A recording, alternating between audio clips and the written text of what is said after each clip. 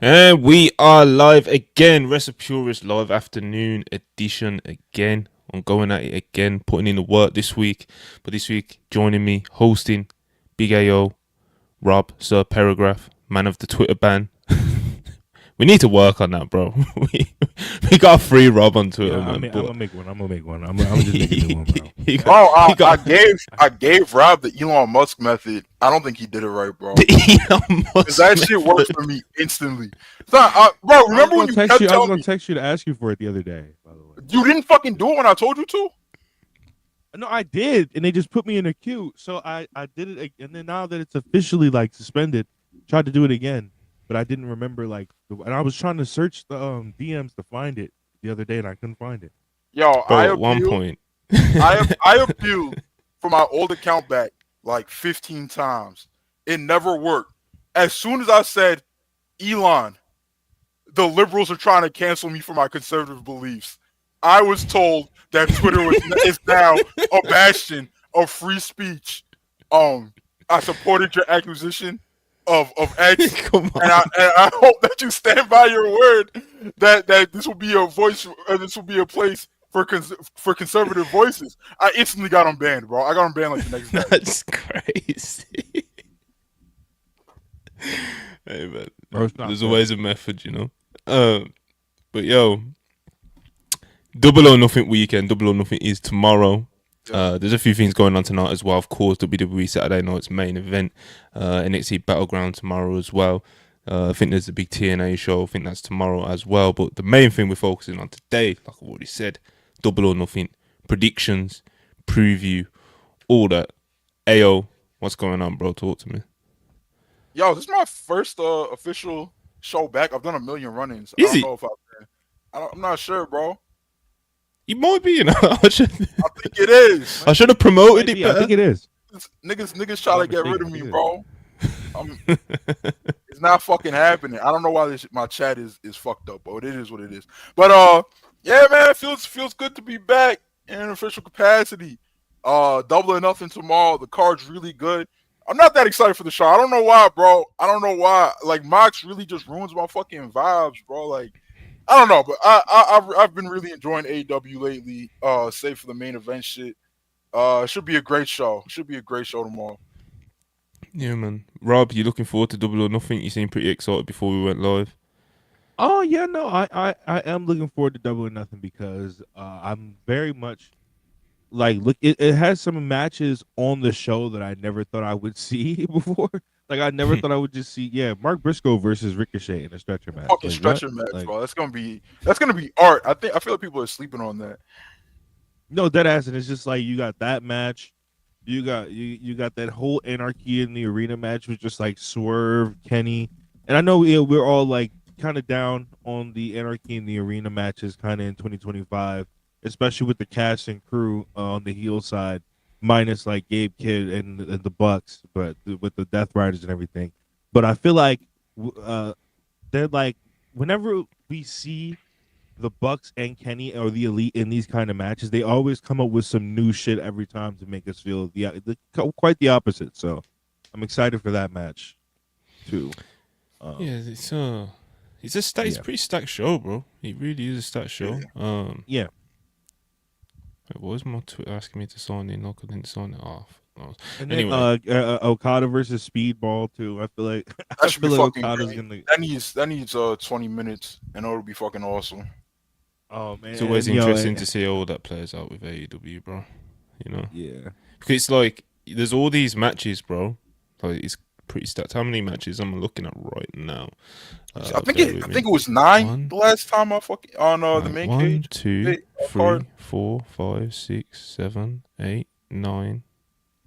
9 I'm looking at on this graphic. All right. Then obviously the pre-show and stuff. They do the 2 hour. They do like 2 hour pre-shows and stuff now, don't they? Yeah, 2 hours and 90 minutes or some shit like that. The only thing announced for that so far is the women's tag, Megan Bain and Penelope Ford versus Andrew and Harley Cameron. They'll probably announce something today. Yeah, there's always something thrown in last minute. You know, it's never quite enough. There's never quite enough matches on the cards for Tony. You know, he's probably still got a few itches he wants to scratch when it comes to piling on a few more. All right, so shit that'll probably go 20 minutes. All right. So Hayter versus Mercedes is probably gonna hit 20. Both Owen finals. Yeah, straight away. So both Owen finals. Her Syndicate versus MVP. Her Syndicate versus Sons of Texas. Absolutely not. Timeless Tony Storm versus Mina. I feel like they're gonna get a lot done in like 13 minutes. FTR versus DG and Nigel.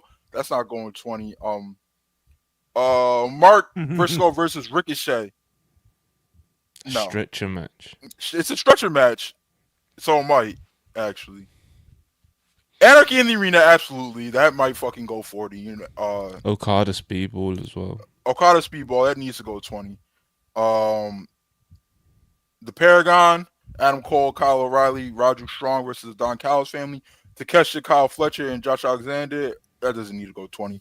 And then, like we said earlier, the Owen final.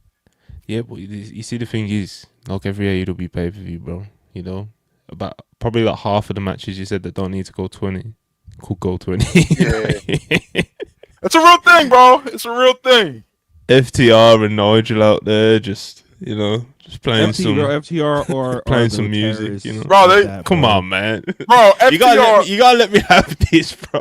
Bro, FTR would want to do some real sick shit with Nigel, bro. If they had it their way, bro, they'd want to do some real sick shit. Broadway. They want to do that collision match everybody talks about from 2 years ago. Come on, man. Like him and Danielson. Listen, it's a stat card, though, man. It is a stat card. No, it's a really good card. There's Sons of Texas versus Hurt Syndicate, but like. We all like seeing the Hurt Syndicate just come out and, you know, hurt people. Bro, this doesn't go a minute over like 6 minutes. What do you think goes long? What do you think goes longer? Cena versus R-Truth or the Hurt Syndicate versus the Sons of Texas? See, I haven't watched any of the Cena R-Truth feud, so I don't know. Like Rob was telling me that they didn't do his rap out to the ring last night as if like he's like approaching this match seriously and shit. I don't know, bro. Cena doesn't do squashes though, bro. So it's like he's locked in, fam. Cena doesn't do squashes. I feel like there's a world where this does go 15, bro. Just on some sick, like, why would WWE do this shit? But they did it anyway, type of shit. Truth, you know, getting his big moment. Hey, man. Yo, that promo he cut last night. Listen, it wasn't good. It wasn't good, but it was nice to have at least kind of sort of serious R-Truth for once. I guess. Was it better than 2025 Dustin Road promos? Oh yeah. Yo, Monty, that's your man. How you feel about those promos, bro? How you feeling about that? The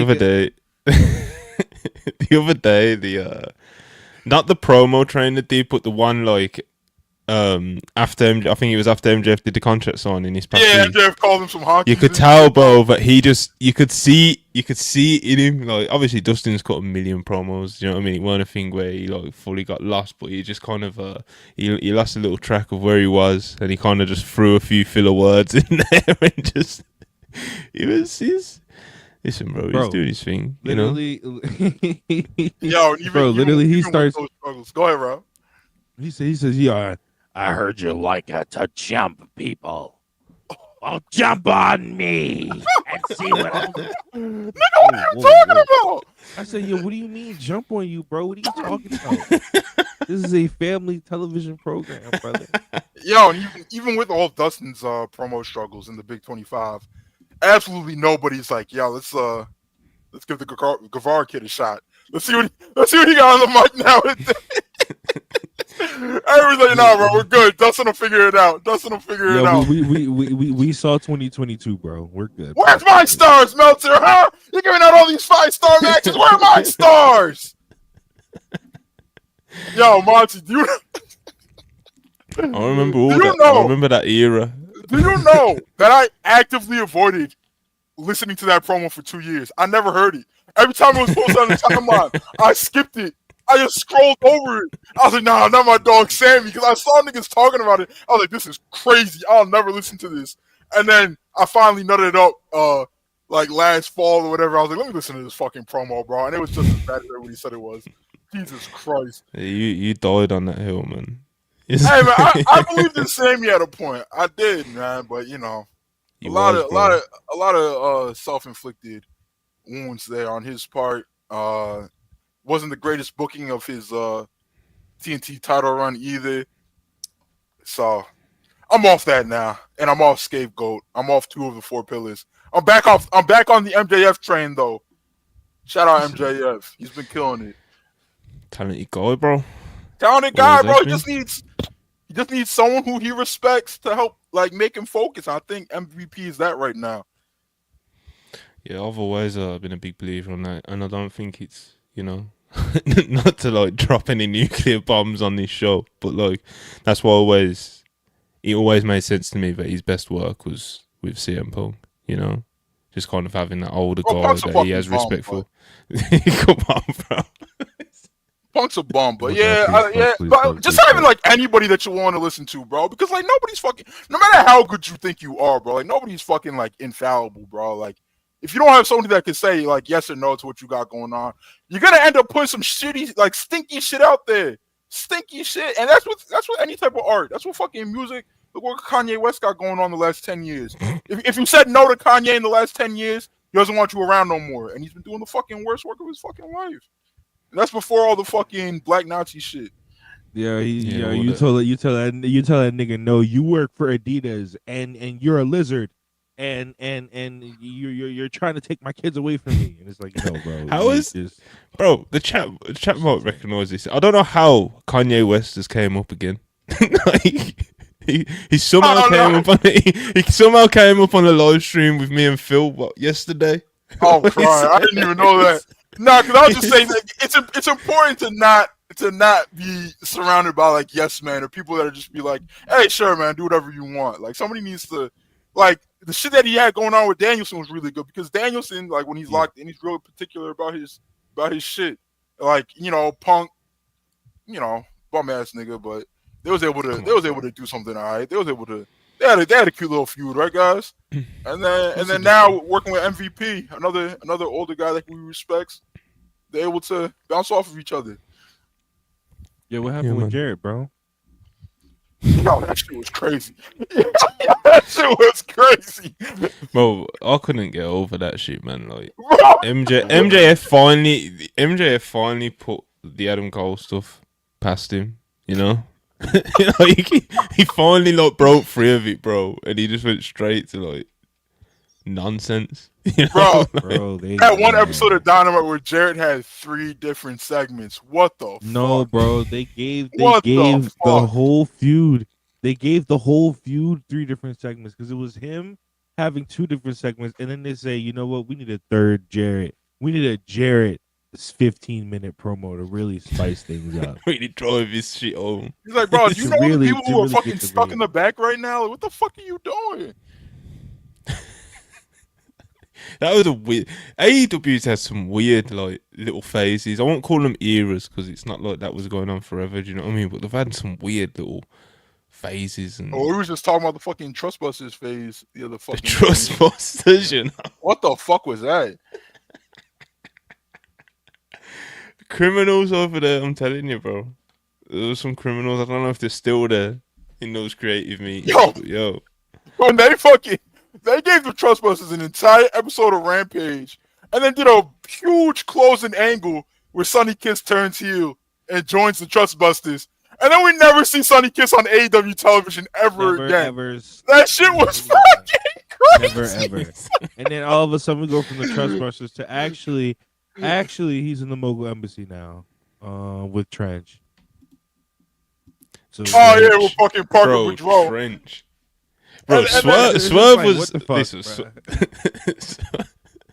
yeah, Swerve is y'all wouldn't get it. Yeah, Yo, I get. y'all wouldn't get it. I get what he was going for.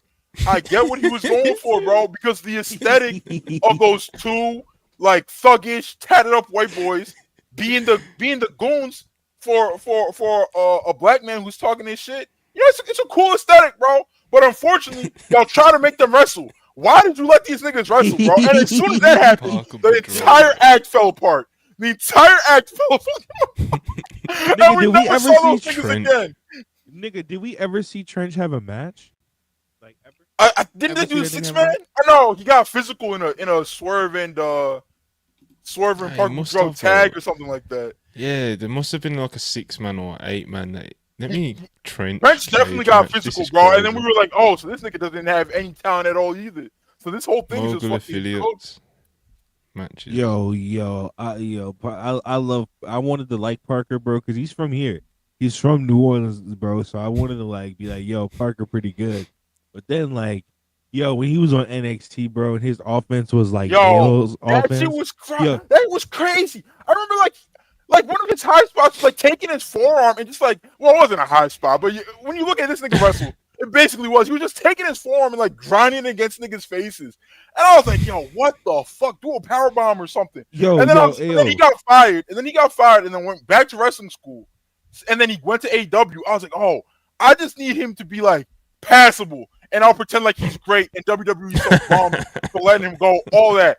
His first match comes up on Dark. He's doing the same exact NXT-ass offense that he was doing. Like, it was so bad, bro. I no-sold his entire existence. And then a little birdie told me that Swerve and Parker Boudreaux were gonna link up, and I was like trying to tell anybody I was like, don't let this fucking happen, bro. Like, talk this man out of me.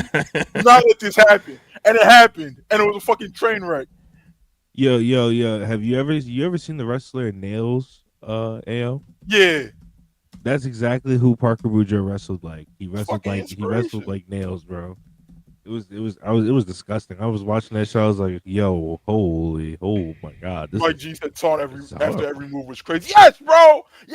He would like Irish whip someone into the corner. Then he would start jumping up and down and flexing his non-existent muscles and pounding his chest. It was like, what the fuck had the 2K animation. Bro, as soon as chop someone or something. Or shit, throw a shitty forearm. Yeah, I'm a man. You're trash, nigga. And then he went to fucking Gleat and somehow got worse. Almost killed like 3 people. He's currently in AAA. He's in AAA. He is also currently in Gleat, and he is working in another promotion. I just seen him in Japan. What you say, Rob? You think he's going to get one of those TKO contracts? All the horrible niggas just go to Japan. Just go to All Japan, bro. I seen, bro. If you've got a look, bro, you can just go to Japan and just kind of float over there, bro. Bro, Zion Quinn almost just killed a young boy a couple weeks ago, giving him another guy, bro. Got a good look. You know what I'm saying? Yo, and then I remember, bro, during right after like the pandemic restrictions lifted a little bit, so like Japan could start bringing American talent over again, bro. Noah hired every single 205 Live reject that they could get their hands on. Fucking Stallion Rogers, what was his name in WWE? Kurt Stallion or whatever? Kurt Stallion. Yeah, bro. Bro, that nigga got Me Too'd and transphobia allegations on him, and Noah's like, yeah, you know what, my nigga, come on over anyway. Fucking. They did that for him. Saxton Huxley. Who's the reject Adam Cole looking nigga? The indie nigga? What's his name? Fuck, I know who you're talking about. Jack Morris? No, not Jack Morris. That's another shitter. He's an American, bro. He's an American. Bro, he literally looks like Team Adam Cole, bro. Someone in the chat. Let me see. Are you talking about Joseph Connors? That's the only other nigga I could think about. Nah, he has. Fuck, bro. What's this nigga's name? It doesn't even matter at this point either. But he just pissed me off so bad that Noah picked him up. That Massao's Arc picked him up. Let me see. 205 Live roster. 20. Frazier. Okay, come on, bro. Let's be adults. Someone said Mustafa Ali. Yeah, Come on, bro. Andrew Green. Nah, it's not Andrew Green. Anthony Green. Anthony Green. Anthony Green, bro. That's who is Green. Shout out Riley. What you thinking about? Yes.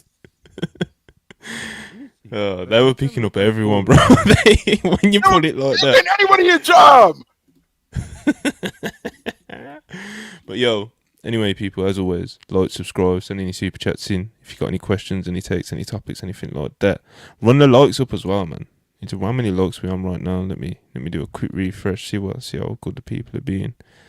Because I try to do these polls, bro, to try and remind people, and they just take it as a bit, man. You know, like it's just. So I'll do a poll with the chat. And it'll be like, "Have you liked the video yet?" Yes. And instead of no, I'll put something that I don't think the chat will ever vote for. You put something the other day during the worldwide show, and I voted for it. Then I voted for the other one. What is? That's not the point, bro. So you got people in this live chat right now, AO, trying to vote for Parker Boudreaux is greater than Kenny Omega. Yeah, go fuck yourselves. I quit. Some things are just don't do bits with, man. That's what I tried to do. Like, nobody can vote for that shit, you know. But they still push it, man. They still push it, bro. But anyway, let's get down to business, and all right, let's do it. AEW, Double or Nothing. Does anybody remember the arena and city that we're in? We are in tomorrow? Phoenix, Arizona. The arena. I'm not actually. I have the fucking Wikipedia open. What is the name of this arena? Desert Diamond Arena. I'm not sure what this is used for. Hey, man. Glendale, Arizona, not Phoenix. Glendale. I'm not sure if that's the same thing, but yeah, man. Stat show, the Owen Hart finals, and of course Anarchy in the arena are kind of the two big things that most people will be circling. Mm-hmm. So we will, we'll build up to those. We'll start light. We'll start super light. Hurt Syndicate. Sons of Texas. We've kind of already touched on this, bro. Like, some of these promo segments have been crazy. Yeah. You know? Like, yeah. And it's so kind of like, I was talking to Phil about this yesterday, bro. I don't think people would have minded if the Hurt Syndicate, because they're doing all this MJF stuff, like, they just kind of didn't defend the belts on this pay-per-view. You know? Yeah, they could even get away with a TV segment here. Like, just like do an angle, something interesting. Niggas could have. I mean, I guess they definitely wanted to pop a quarter hour with the whole MJF joins the Hurt Syndicate thing. Yeah, but I don't know. I'll do a fucking celebration or something. I don't fucking know. Like, I would have done like a triple threat tag team or something like triangle tornado tag team or something like that with them, the crew, and Top Flight or something. If you're just gonna throw a match on, I agree. You know, like, if you're just gonna throw a match on, you know, you might as well just do that, because it's like you do these promos and stuff, and like, you know, God bless Dustin, bro. You know, like, you know, the promo segments have struggled when, you know, those guys come out, and it's like it feels so forced in. Do you know what I'm saying? It's like you have these big MJF Hurt Syndicate segments that everyone's like locked in for, or allowed for. They're along for the ride. They're fully invested. And then, like, you know, like, there was the promo train segment where it was just like, why are we doing this, bro? Like, do you know what I'm saying? Like, what are we doing? Bro, their biggest angle to date last week, bro, or this week. Interrupted by the Sons of Texas. Like, who's asking for this? Exactly, bro. This is what I'm saying. So it's like you do the big angle, and it's like, boom, let's just throw this in at the end of it as well. It's like, you know, the Sons of Texas come out, Dustin cuts a very, very, very long promo. It felt like it was going for about 12 minutes. But, you know, I think they could have just got away with just being like, the Hurt Syndicate right now, they're conducting business with MJF. Do you know what I mean? What I'm trying to say is, I don't think the AEW fan base would have been in uproar because the tag titles weren't on this pay-per-view. Right. You know? I think they would have been forgiven for it, because... Especially since they've consistently been on fucking pay-per-view. Exactly. Then, obviously, the MJF Hurt Syndicate stuff has been something that has been widely praised and liked by the fan base. So it's, you know what I'm saying? Like, you just take it when you know, you just deal with it. But that being said, I think we're all backing Hurt Syndicate to get this done pretty quickly, to be honest. Yeah. No one? Yeah, no. I agree. Feel like, I was reading somebody asked when's the last time Sammy was on pay-per-view, and correct me if I'm wrong, other than Wrestle Dynasty, which wasn't really an AEW pay-per-view, I think it was All In. Yeah, no, it was Forbidden Door. Oh, He was Forbidden Door 2023 when I looked on. That's the last time he was on the main page, the main show. Yeah. Because it was fucking listing and shit. Yeah, when me and Phil were looking at the card quickly yesterday, it was like, when was Sammy last on pay-per-view, bro? And I was looking through Cage Match and I was like, Forbidden Door 2023, bro, that can't be right, you know? And obviously I seen Wrestle Dynasty, it's like, buy-ins and pre-shows and that, fuck all that, I don't know. Last time AEW put him on a main card. And even that was like some, it was like that Jericho Appreciation Society shit. Yeah. It was a fucking 8-man or whatever the fuck. So yeah, man, you know, Sammy's gonna do his thing. I think. You know, I don't think they get fully squashed. I don't. There's not.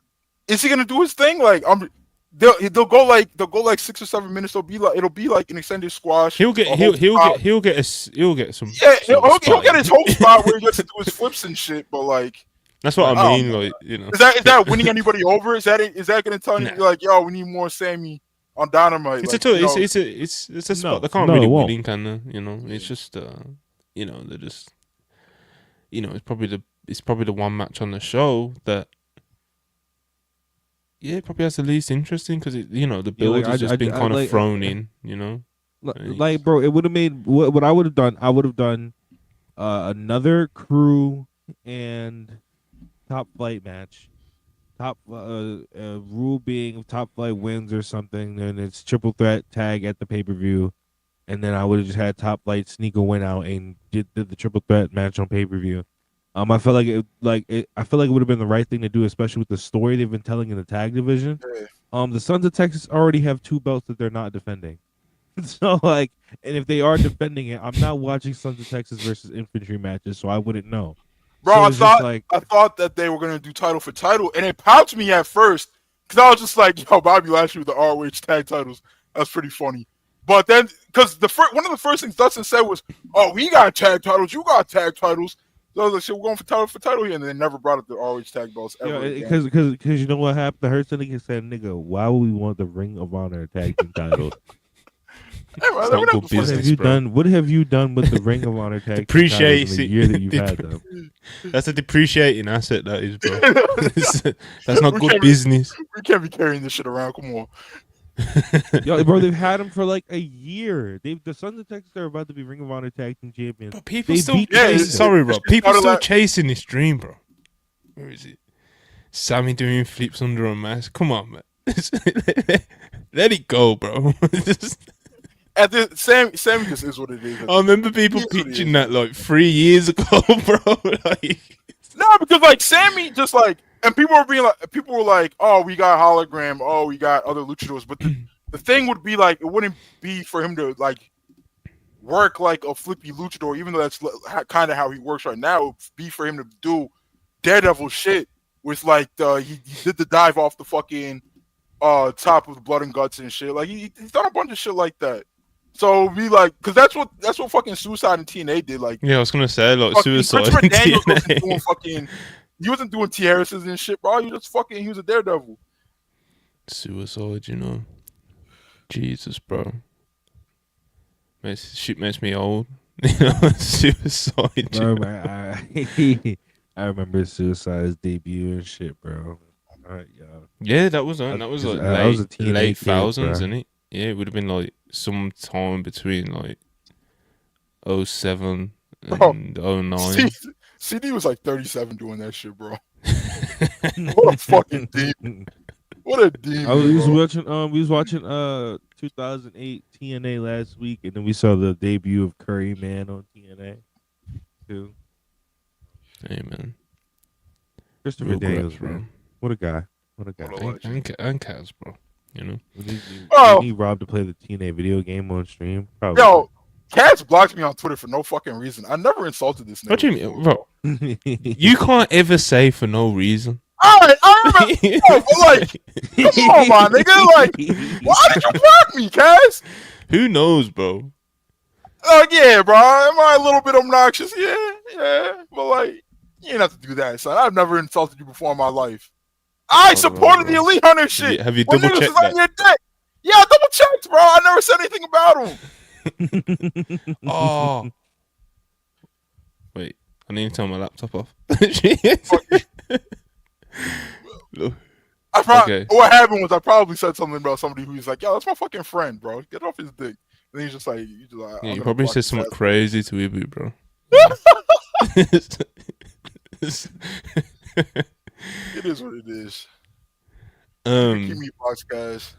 That's why I'm fucking Trick Williams is winning the TNA title tonight, and you're not, or tomorrow night. Hey man, I think he can pull it off, bro. It's got to be the move, man. I hope he does, bro. I hope he does. Just for the vibes. Yeah, man. Bro, this is like NXT's last resort with Trick, bro. Like they can't do anything else with him. They're just like send him fucking TNA. I would send him to TNA. I would send him to TNA for just have him do double duty for like a minute, bro, just to get better. Like TNA has wrestlers. They don't have the best talent roster one of the best rosters on the planet. This TNA, but they have wrestlers over there like veterans that could teach him how to get better, like Eric Young, and so on and so forth. So, yeah, man. But all right, back to Double or Nothing. What other kind of like quieter matches would I? You know, they kind of just threw this on last night, didn't they? Well, not last night, but on Thursday. Paragon versus the Don Callis family. This is very much just kind of thrown on the cards to be a good match, you know, and not really any other reason, you know. So I like it is what it is. But the grass will be good. I'm excited for that. Roddy Kyle Fletcher minutes. Yeah, exactly. That's what I'm most excited. I'm most excited for Kyle Fletcher. And I love Josh Alexander and Takeshita too, but I'm most excited for Kyle Fletcher's interactions with all these guys. Yeah, man, it should be a good time, bro. I think it's just in a vacuum. Yeah, man. TNT title feud as well. For who? Kyle Fletcher. Kyle. Because he got up in Cole's face and shit. He was low key like hinting at it on Twitter or something. Like he reposted some shit. So I think bro, if I'm the booker, I give Adam Cole the most elaborate entrance of all time that he's ever fucking done. And then I have Kyle Fletcher just brutalize him, like suck all the fucking air out the building. Like that's what I would do on pay-per-view too. Like I would make it a big deal that Kyle Fletcher just destroyed Adam Cole. Because I don't want to recklessly speculate, but bro, there's a reason why he hasn't wrestled in the last fucking 6 weeks. Like he wasn't. They didn't. Yeah, there's got to be a reason, bro. There's a reason he didn't wrestle in the last 6 weeks, bro. Like last week, I remember I was kind of thinking to myself, like, yo, who's the TNT champion? I was like, I think it's Adam Cole, but I feel like I ain't seen him in time wrestle or nothing like that. Then I looked on Cage, but he's like, he ain't wrestled in a minute. Bro, I think his first and last defense was against Claudio, and people really liked that match. I thought it was pretty good. I thought it was pretty decent. But I don't know. People keep saying there was a nasty spot in there. That's something might have happened to Cole. I don't know what they're talking about. I haven't seen it. It's been over a month now. Yeah, he hasn't wrestled in 5-6 weeks. Tomorrow's come back, so I don't know. I would lead this into a feud. I would let them feud. I would give Cole 2 successful defenses between now and what's the next pape? Now and next pape is what's the June show? The June show is Grand Slam. Shit has been mixed around. There might not be a June pay-per-view. The next pay-per-view might be All In. It is All In. Next pay-per-view Forbidden Door is after All In this year. Is it? Yeah. Oh yeah, of course it is. Yeah, of course it is. Osprey wants to take it out. Yeah, he wants to take it to the O2. Yeah, I'd have Kyle Fletcher murder Adam Cole at All In, bro. That's 2 months too. So you got plenty of time for him to fucking have a nice little reign. If he's sealed now, let him have some successful defenses, and then, yeah, man, I think we need to start. And I love Adam Cole, bro. I've been a fan for a long time, bro. But we need to start. This wrestling shit needs to start being metrocracy. Come on, man. Leave the memories alone, bro. Yeah, man. Let's start rewarding output in the Big 25. Let's start rewarding output. Hey, I'm not even one of those undisputed era guys, bro. But I will kind of pop seeing, Roddy, Kyle, Cole, one match. It'll pop me, Yeah. But this title reign for Adam Cole. Yeah, obviously it seems like he must have picked up stinger or something in that match with Claudio. Do you know what I mean? You don't just win a bout, defend it once immediately after winning it, and then disappear for 6 weeks from the ring. You know. And I understand why AEW hasn't put anything out there, bro. Because another report that like he is hurt would look crazy on his behalf. But especially like also if it's not a concussion again, you know. Yeah, a concussion would be nasty if he was fighting to get back from that. But I don't want to. Like we said, we don't fucking know. We're not reporting anything. We're just saying like. Yeah, we're just pointing out, we won the bout, defended it, he and hasn't wrestled since. You know what I'm saying? Yeah. But yeah, hopefully he's all good. Obviously, he's wrestling. Yeah, he's wrestling tomorrow. You know, so yeah, man, we'll see what happens. But Kyle feels like you gotta do something. You know. Yeah. It's if you enter the TNT title, we gotta be looking upwards from there. You know, them ones. Yeah. But yeah, man.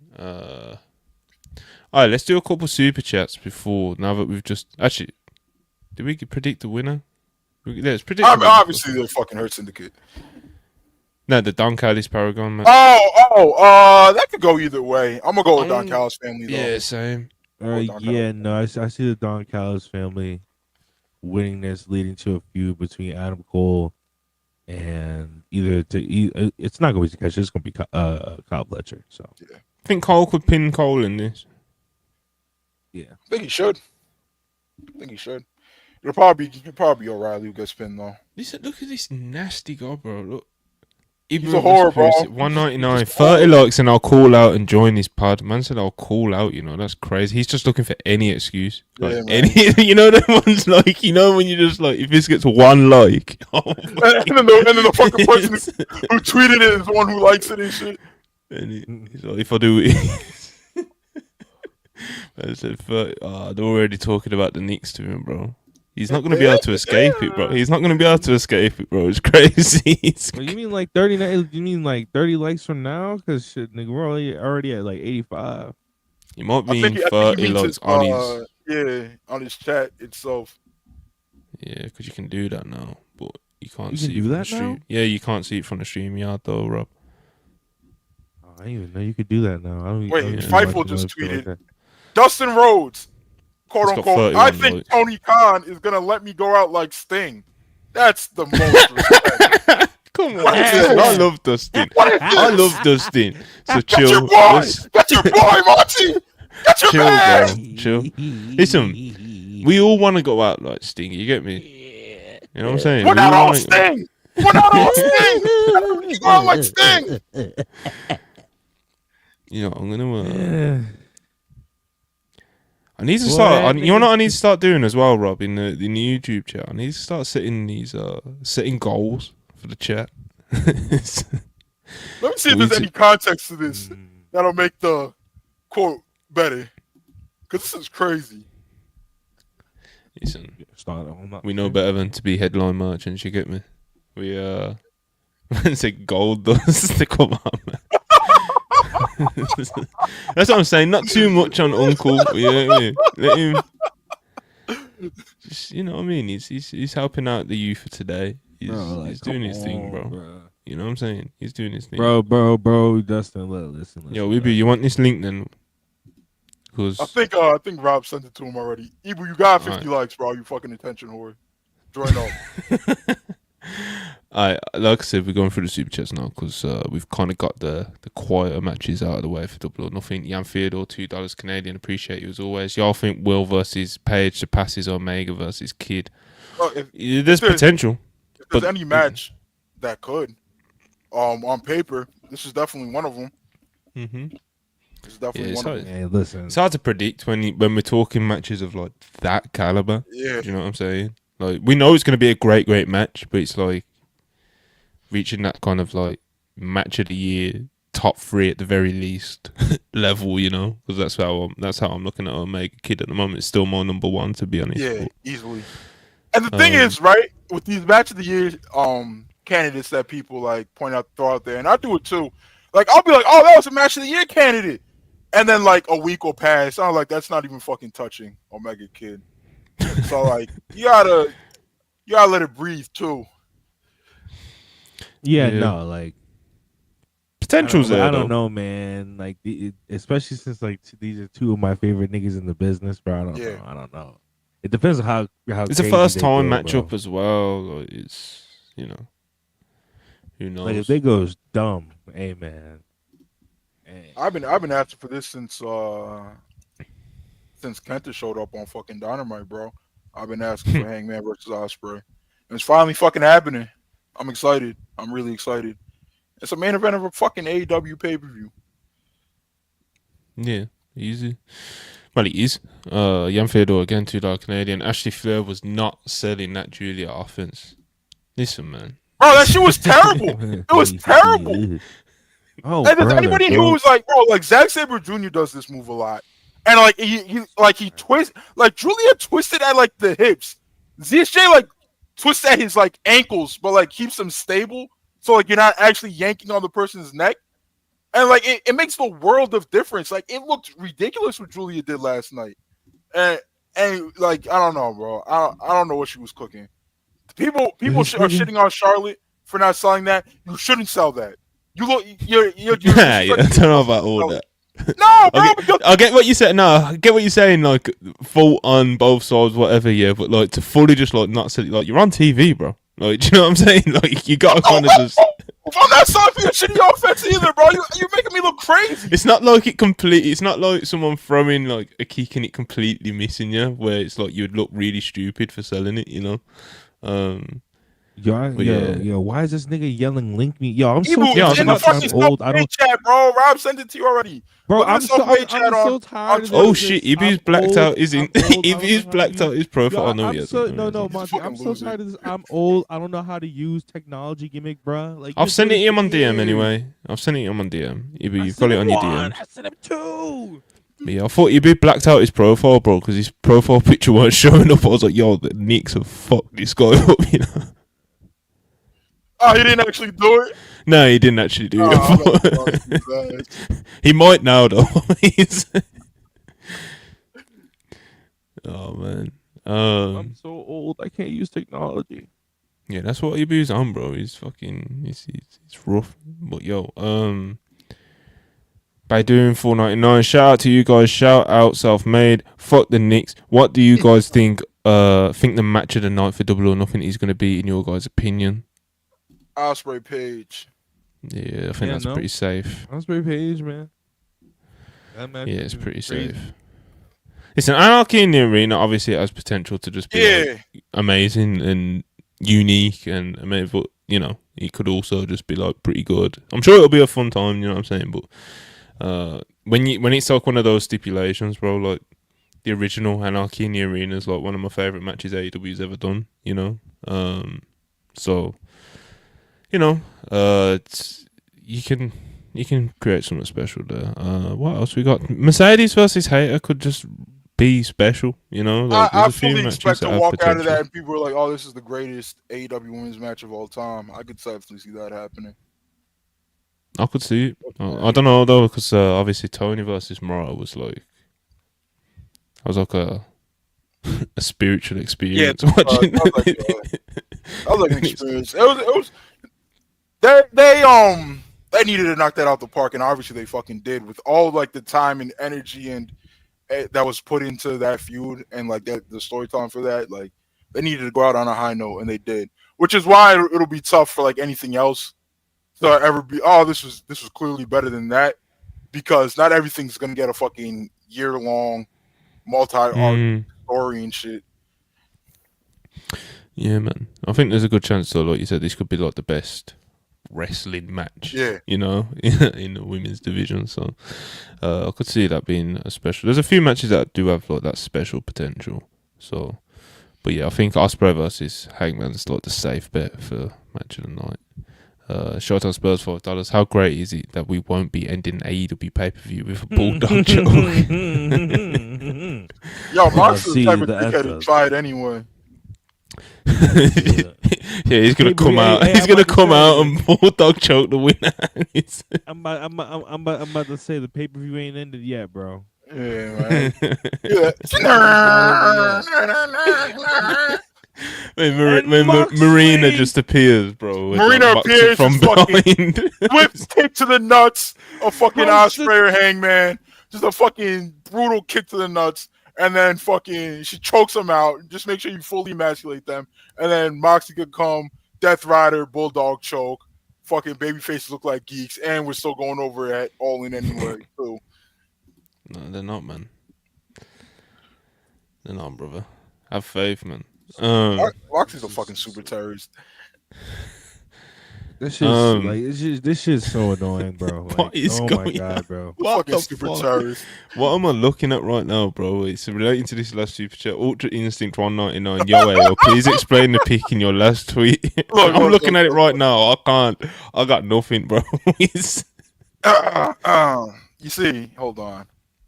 For those that aren't aware of something that I found. Yeah, man. So this picture, my DMs are open.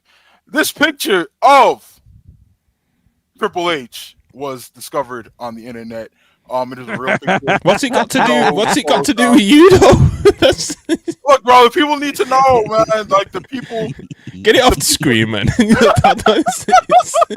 it off the screen, bro. It's making me uncomfortable. Look, man, he's got the big gold belt. He's got, he's got the skull mask with the fucking, man, with the fucking whatever this shit is, the fucking Iron Cross on. He's got the sledgehammer. He's got the DX badge, and most importantly, what he's known most for, he's got the clan robe on. So, yeah, man, that's a Triple H y'all all know and love, as Monty calls him, Papa H. Oh, come on, bro. I don't run none of that shit, man. Monty calls him Papa H. Come on, bro. Come on, man. Hey, man. Same, man. Monty called him Chef H. He's fucking photoshopping fucking Triple H and chef hats and fucking DMing them to me and shit. I'm like, yo, stop fucking sending these to me, Monty. What the fuck? But, You're a nasty guy, bro. You're a nasty guy, bro. Easy McConan. Apologies if I've botched that. Becoming a Cena fan for the first time in 2025 just for him to prove why he sucks all over again was amazing.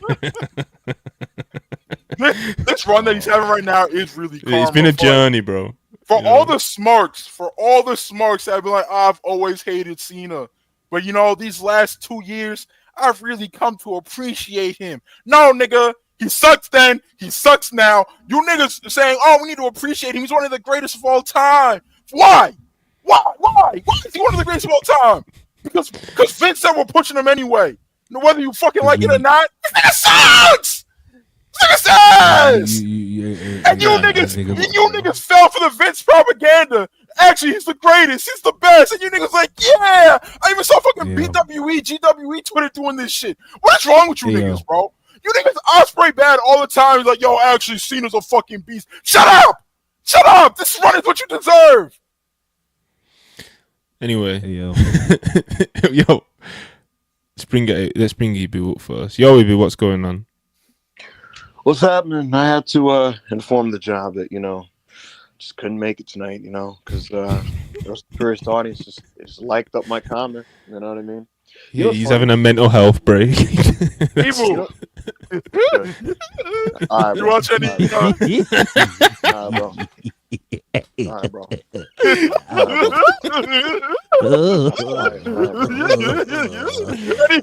Nah, yo, I'm here to talk wrestling, bro. I'm here to lock in and talk wrestling, bro. All right, bro, this is horrible. Go New York, go New York, go New York, go New York, go! Yeah, look, what's funny is coming out of last night, I was like, I do not want to work, right? But then I thought, I'm like, if I give these hours away, is there even anything to watch tonight with my free time? And I looked and I was like, what's on?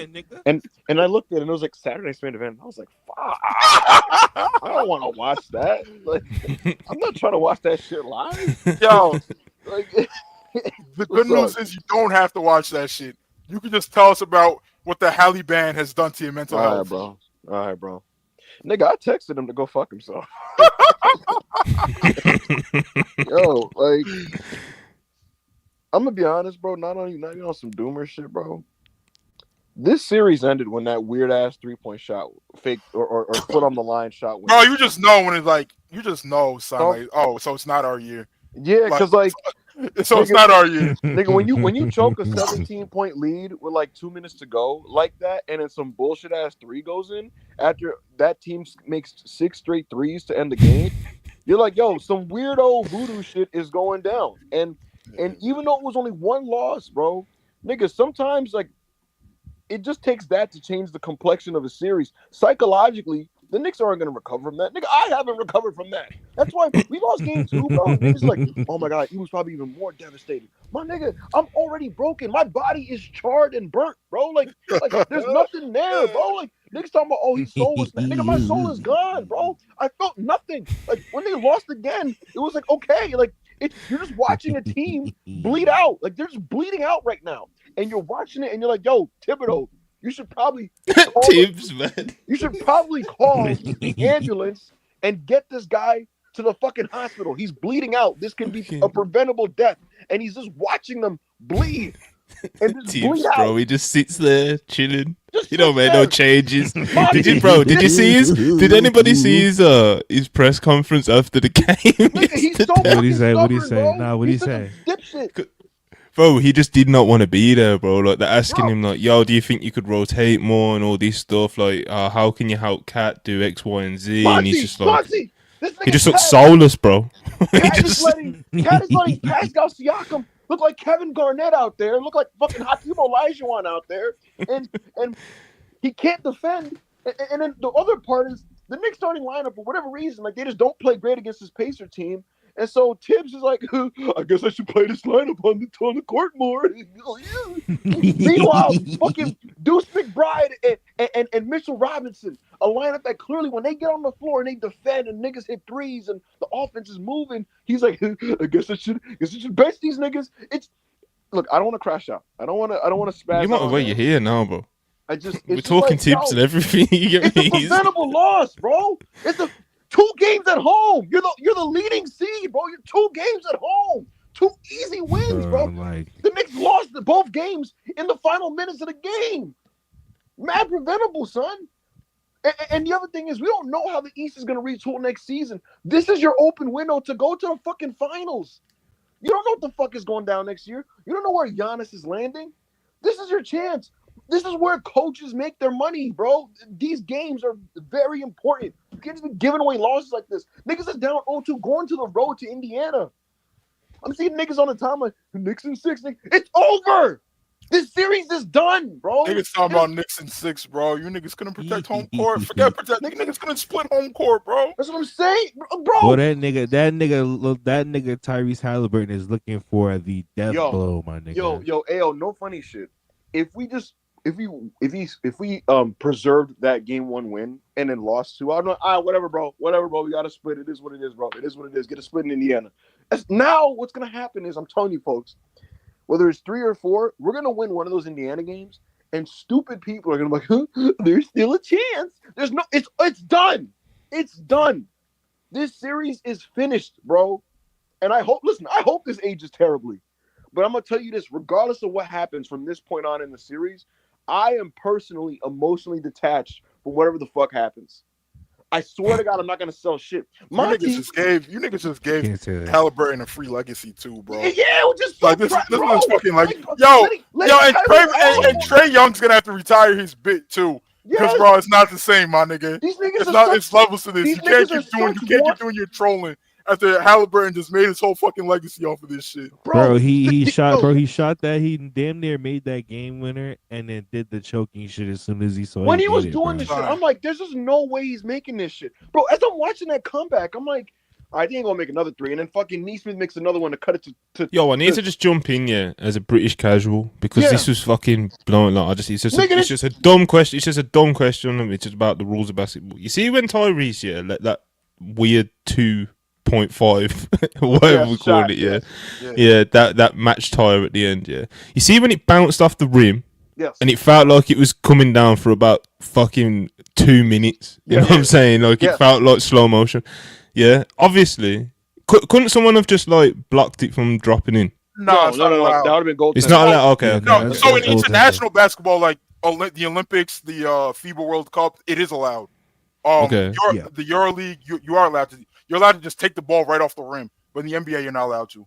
Why? Because they just want to. They want to give it a shot to drop because like everybody plays above the rim, so they're basically just like nothing. Nobody's gonna fucking score if everybody's just allowed to get the ball off the rim. Monty, in the '60s, in the '60s, Wilt Chamberlain used to just take balls off the rim, pause, and they had to change the rules because literally, Monty, dudes do layups and like they would just lay it off the backboard. And he would just catch the shit like nope, and like you just be like actually. Oh yeah, I was just wondering because the rule is like the cylinder, the actual rim, like the all above the rim, like extends like to infinity upwards, and you're not allowed to like take anything off of that. But if it like bounces off the rim and like obviously like you could get a rebound, like once it's out of the cylinder, so the second that it's like out of the circle that makes the rim, you're allowed to grab the ball. It's just, but what I hate is Monty is everybody wants to be a fucking forced Nick terrorizer in the modern day because they see what happened to Reggie Miller. Reggie Miller was a very good basketball player, Monty, a very good basketball player who, thanks to some really iconic performances against the Knicks in the playoffs, is remembered forever, right? And so now you got all these fucking like lame ass niggas like Trae Young, and now you got Tyrese just aura farming, just fucking chasing moments, clearly chasing moments. Like it's not like it's like in WWE when like this was produced to be like in the video packages type shit where he hits the three and he's like, now I gotta do the choke symbol because Reggie did it. You know, it's the worst shit ever. And we lost both games that we could have fucking won. We're going on the road. And it's just nasty. It's just nasty. Who wants to watch the Thunder and the Pacers in the finals? That's not ethical basketball. That's not ethical. Who? Yeah, I'm so good on watching. Listen, I don't care if the Pacers make the finals. I'm so good on watching it. Bro, niggas really gave SGA, the fucking super terrorist, the free reign. Yeah, you niggas are going to hell, bro. That's so nasty. You niggas are going to hell, bro. The T-Wolves and the Knicks let the streets down, bro. Who lied worse, Rob? The Wolves or the Knicks? Who lied worse? Bro, you lied. The Knicks, bro. The Knicks. The Knicks at the moment. No, but the thing is though, the Wolves are just as done as the Knicks, aren't they? Like, the Wolves are finished. The Wolves are probably more done. The Wolves will probably that's what I'm saying. But the Knicks will win one. The Wolves are gonna get swept. That's what I'm saying. But here's what's nasty about it. The Wolves are legitimately just nowhere near the same level as OKC. The Knicks have shown that they're a better basketball team. They're just poorly coached and gave away 2 games. They were up 17 in game 1. No, that's nasty. Like, I couldn't believe my eyes. All those threes were fucking dropping, bro. Hey, yo, as the comeback is happening, I'm checking the timeline. Niggas are laughing like, yo, what is this black magic comeback? Like, what is this? Niggas didn't actually believe it was over.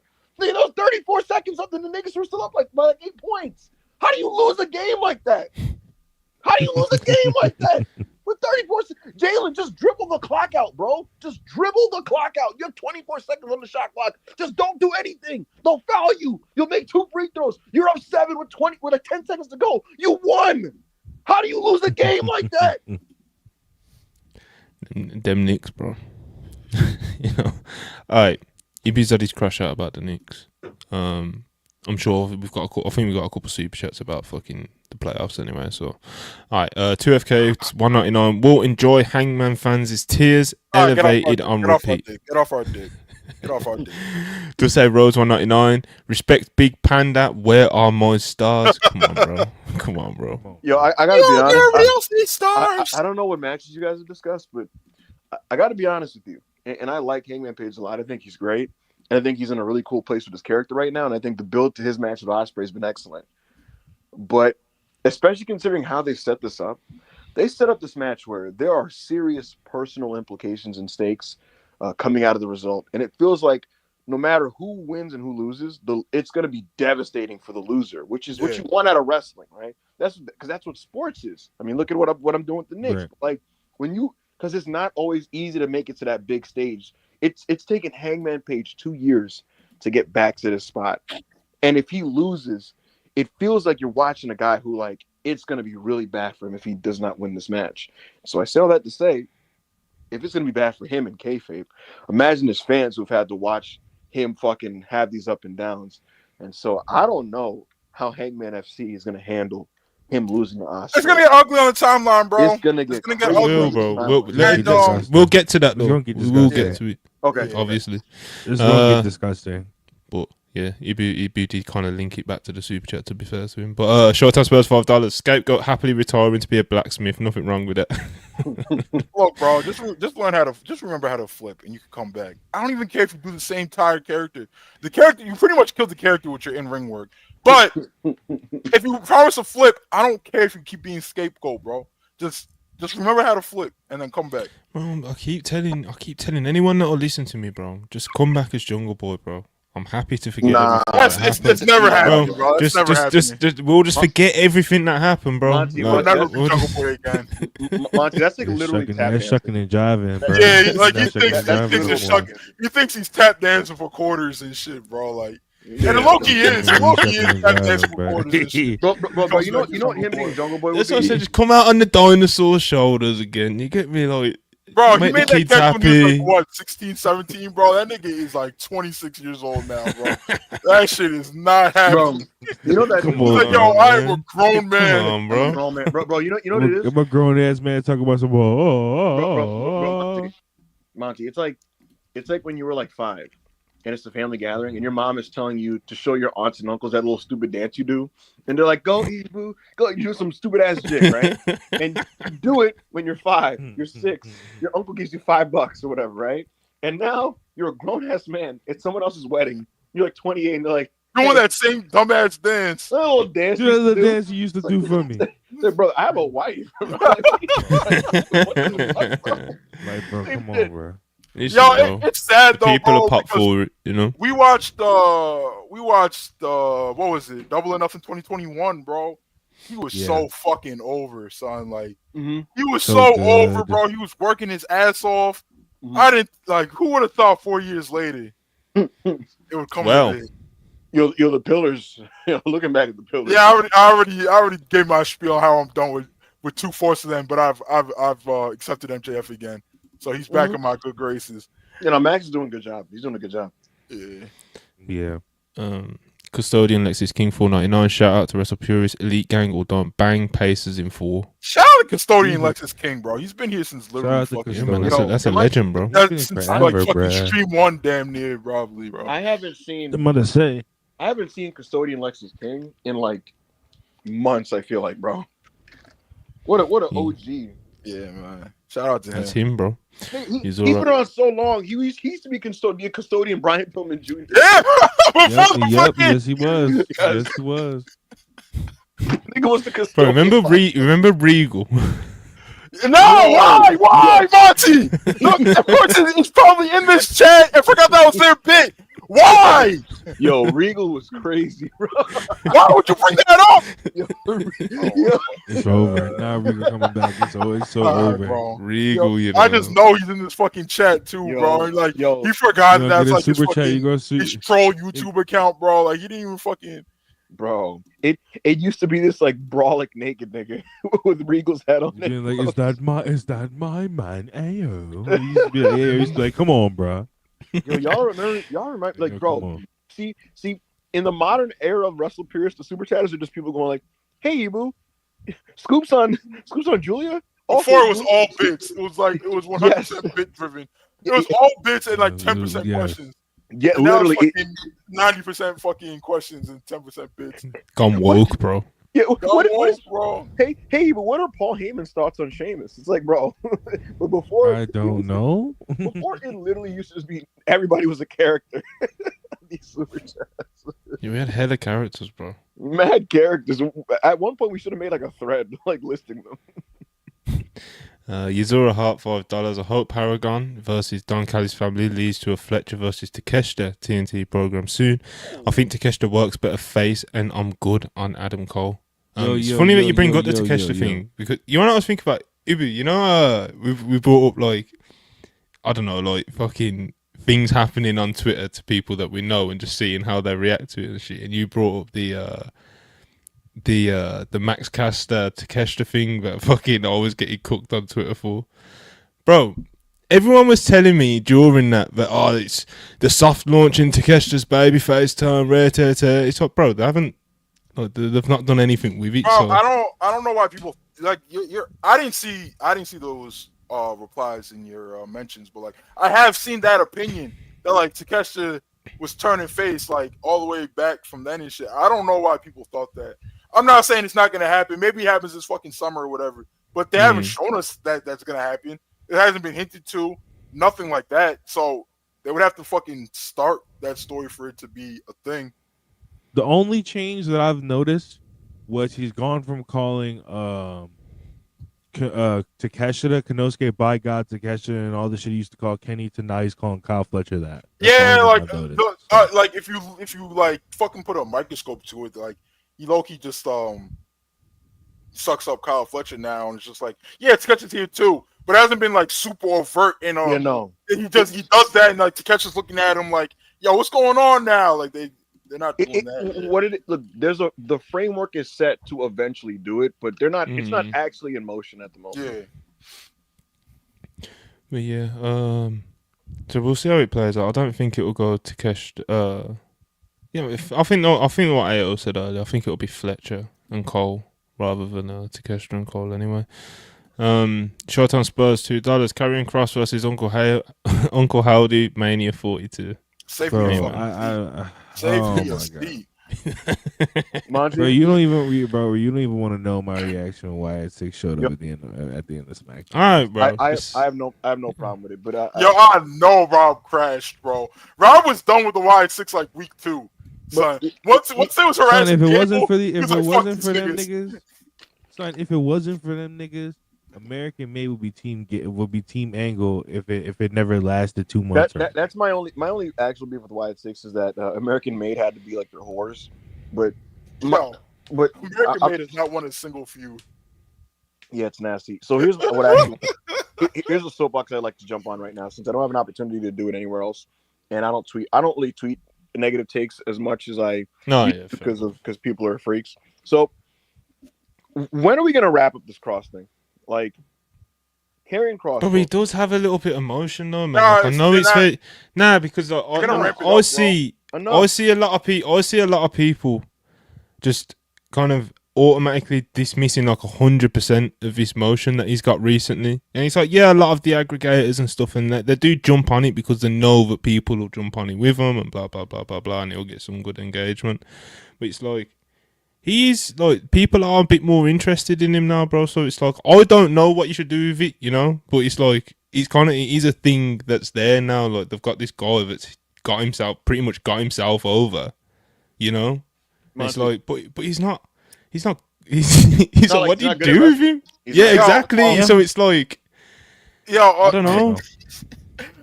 Listen, so what do you do? People are fucking lying, bro. People be like, yo, he had that all right match with AJ. He had like 3 terrible botches in that match, bro. It was a 1.5. It was laughably bad. And you niggas in the fad friendly wrestling media pretend like it didn't happen. Pretend like it was like just like he went out there and like took care of business. No, he embarrassed himself like he usually does in the ring. Did not. Yo, did you see that video? You're actually worse than Austin Theory. Did you see the video he put out the next day, of him being like, I got all these text messages from all these people in the business telling me how good it was, and I was like, nigga, half these messages don't look real. These don't look real. So what wrestle, Hunter would have you wrestle, but even he's not. Bro, he doesn't get booked for matches because they know what it is. Here's what I want to say. It's a weird, unique situation, I think. Yes. So look, here's the thing.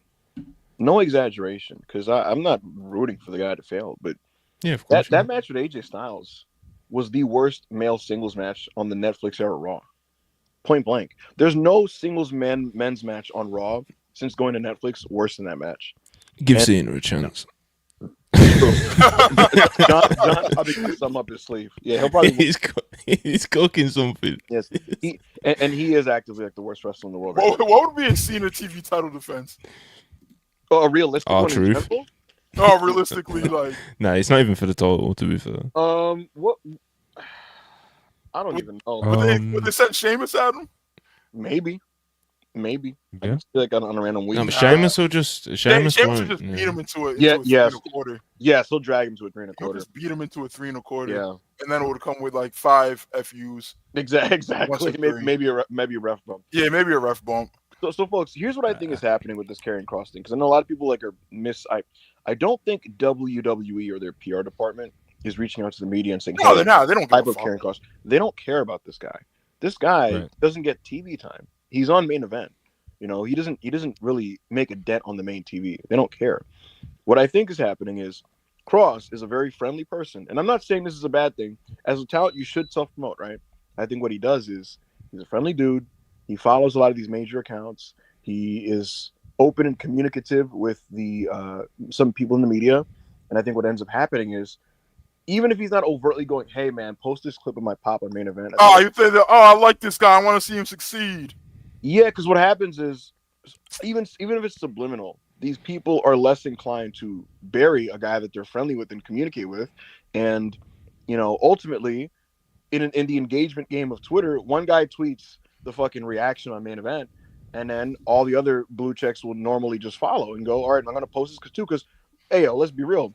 These people aren't independently choosing to watch main event on their own free time. Nobody watches main event. Yeah. Half these people in the live chat couldn't tell me where that show is. Bro, people like live tweet Evolve. Nobody live tweets fucking main event, bro. Nobody watches that show. Again, chat, where does main event air? Like 10 seconds, where does main event air? Nobody could tell me. So, but like one account probably just was like, we don't even get it. We don't even get it in the UK. Exactly. So like, I like hilariously know where it is because we don't get it in the UK. Wait, what is it? Hulu or some shit? It's Peacock. Peacock. No, it's Blue. Peacock or Hulu. Yeah, No, it's both. It's both. It's okay. Nobody gets I was like, I know Rob everywhere you can get WWE main event. Rob is like, it's actually Peacock and the replay's on Hulu, and the Hulu version doesn't have the full version of main event. There's actually been talks to bring main event to Netflix in the next 2 or 3 years. Notice, AO, nobody clipped anything from the actual match because there's nothing to clip. The clip that did make the rounds was the finish where he does a really bad frog splash. And it's like this whole thing is a farce. And what frog splash was crazy. Yeah, and look, I'm not even The trying clip to of him getting a pop is something that like you would normally see accounts post, though. To be honest, but here's my thing. First of all, it wasn't even that. It's main event though. That's why the accounts would post it though, because people don't get reactions on main event. So if fucking, I don't know, say if Dragon Lee came out on main event and got a big pop like Kross did, I think a lot of those accounts would post that because it's like it doesn't happen, Ibu. Do you know what I'm saying? Monty. So I'll agree with you when you was like the one person seen it, then it's like all these accounts that maybe have like a good opinion of him or whatever jump on it as well. But it's like the initial, people posting a fucking someone on main event getting a big pop, regardless of whether it's Kross or anybody. It's like that is something I'd normally see on the timeline if it was to happen, because it's an anomaly. Do you know what I mean? It don't happen. Guys like Pete Dunne and Dragon Lee have moves matches on main event all the time, and it makes no dent on the timeline because that's not an engagement. They can't get engagement off that. Yeah, Karrion exactly. Kross That's basically what I'm saying. Yeah. Karrion Kross is trendy, and then here's the other thing I get really annoyed with. Like, where are the standards and the discernment from these wrestling fans? Because I feel like they ask for things without ever thinking them through. If you hold the Money in the Bank briefcase, it means that at some point you're going to cash it in and win a world title. And these fans just ask for things that they never, like, really deep. You want Karrion Kross, a guy who's not pushed on a TV and isn't a very good wrestler at all. In fact, he's one of the worst wrestlers on the men's roster, in the main roster. Like, it's like him, Miz, and Nakamura at the bottom three. You want that guy to win the Money in the Bank briefcase and then cash in and then win a world title. What are you even asking for? Do you want it, or are you just like a hype beast? Do you just like tweeting things? It's nothing new though, is it? In fact, it happened last year, and what I was getting at, Monty, what I'm drawing this together is, if any logical, normal adult man points out that this is like ridiculous, they jump on these people and call them haters. And it's like, and then the worst part is they'll do that, and then months later, when they're proven right, these people will turn. The two examples I'll point is, I said 2 years ago that the Yeet thing is going to really negatively affect Jey Uso's presentation. And people are like, man, what are you talking about? And a year later, people are like, man, this Yeet shit, I don't know. And then, even worse, Joe Hendry last year, when people who didn't watch him in TNA, did not watch Joe Hendry in TNA, they knew him off TikTok and TikToks and the clips, right? They're like, oh my God, he should be in Money in the Bank. Why? What are you talking about? Are you 7, bro? Are you fucking 7? Stop, Yo, please, remember when you bro, got leave us jumped over alone. that purple hat? That's what, exactly. Wrestling fans just Yes. like stupid shit. And again with Hendry, they said all this shit. And fast forward now, AO, WWFC on Twitter, AO, they don't rate Hendry because they've now seen it. And they're like, oh, there's nothing here. Of course there's nothing here. That's what I was trying to tell Nothing you. there, That's what bro. most Like there people were was, trying to tell you. there's never been anything there, bro. He's been doing this since 2015. He was What mad is- over. Why don't these fans 2015. advocate for like good things? You know, they're so TikTok brain. They're so fucking like they just see trendy things on social media and they go, "Oh yeah, man, I want to be a part of this movement." And now it's happening with Cross. And frankly, folks, scrolling through it, it feels like a psyop. It feels like a fucking psyop. Bro, Joe Hendry's like 6 foot something, like, and he was mad over too And- around the time NXT UK was a thing, and he didn't and get to- hired. Right. And to tie it back to AEW, one thing I appreciate out of the AEW fan base can be very annoying about very different things. But generally speaking, partially because guys like us have beaten it out of them, the AEW fan base, they aren't as meme / movement / irony pilled when it comes to the things that they ask for out of their product. It would happen at times, and they would defend shit that they shouldn't defend. But generally speaking, they're above that kind of thing. So I do appreciate that. All right. A whole segment on Karrion Kross, you know. Thank Cooluno9, $5. Appreciate it. I love Hanger, but it comes with Hidden Blade tomorrow night. It comes with Hayter too. I don't know about that one, big fella. I'll save my thoughts for when we get to those. Yeah, we'll get there. We'll get there. Yes, we will. Shout out my Black nigga Uno though. Black Yakuza, 94, $5. Any particular reason you think they made Hangman versus Osprey the main event? Last time Anarchy in the arena didn't main was Punk versus Hangman. Oh shit, bit of trivia. Any guesses, anybody? I think it's just, you know. I think it's bigger just than- like, yeah, it's just a bigger match. Like, in years past, the Anarchy in the arenas have been the biggest match on the card. That's not really the case this year. Jar Flex, 199. 6-star main event for the Bulldog sweepstakes. Listen, bro. Go for it, man. You know? Sorry to address the other super chat. I think it's as simple as Tony looked at the last 3 pay-per-views and said, we haven't had a great singles match main event of an AEW pay-per-view in a minute. Yeah, I can believe that. Triple Fucking free cut honey. off, Fox. $4.99. They want us to praise Cena like he was a God-given gift for wrestling. He ain't Kenny Omega, though. He's Nah, not. he's not even fucking Brandon Cutler. Oh, come on, bro. Hey man, I seen those 2013. You can't let him. You can't let him say that, Rob. I seen those not selling 2013 it. tapes. Not selling it. Not selling it. Riley, $1.99. It's right. It's Riley from the Cord. Can I get a space, Ibu? Riley's so funny because she never knows my work schedule. I'll literally be starting work and Riley's like, hey, space. I'm like, fam, when am I ever available at like 8 p.m.? So. Yeah, I'm Theodore, $2. Ibu, you're writing the next Halliburton WWE segment. Nah, I'm good. I'm good. He's gonna hit me up. He's gonna be like, yo, bro, what you got for me, gang? They ask me what I want to do. I'm be like, I don't know, bro. You should ask someone else, my guy. Ask Russell Ops. Broke Boy Mun, $1.99. Shout out Halliburton, big fan in Self-Made. Shout out to Big Halle, man. So Appreciate your support, bro. I on some level, I hope the Pacers just destroy the Knicks in Game 3, so I could just like finally be rid of the pain. Yeah, Well, I think it's definitely worse for your mental health if you like win one of these next two. You know, Are you working? Are you working tomorrow, Ibu? Nah, I'm off. So will you be watching the pay-per-view, or you're just gonna suffer and watch the Knicks? I'm gonna throw the Knick game on the TV. I'm gonna pull up Double or Nothing on the laptop, and I'm gonna just look up and down until and play it. until he's defeated. Until the Knicks do what they do. That sounds sad, bro. Yo, people are gonna be in the Self-Made Discord, right? And like fucking Anarchy in the Arena is gonna be this like cool, exciting thing. And you're just gonna hear me like just like in pain. Oh, Just like, fuck. crashing out over the.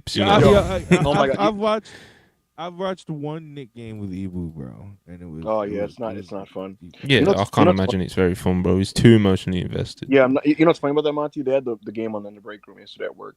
And I'm out there. My one coworker, she's a really nice lady, middle-aged lady, but she's one of those people that like she just likes to talk to everybody, and she like likes to be heard in the conversation, even if she doesn't know like what's really going on.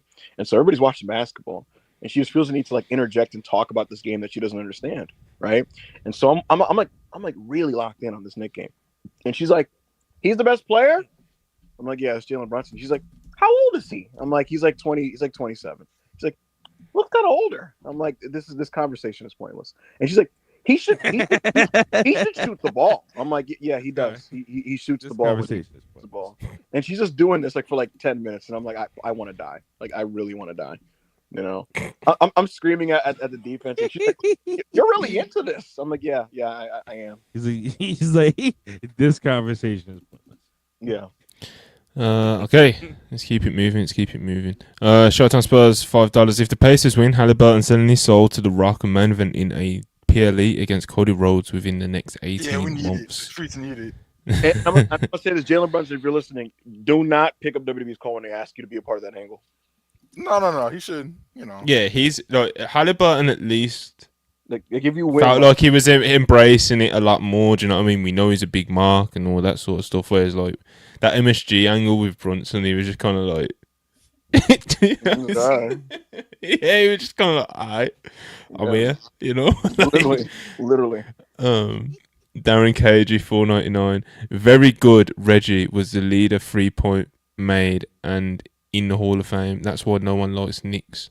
I'm not taking anything away from Reggie Miller. Bro, I'm not a Knicks fan. Reggie Miller was a really good basketball player, but like, I'm just saying, like, he wasn't Hakeem or Michael. You know what I'm saying? Like, he's not T-Mac either.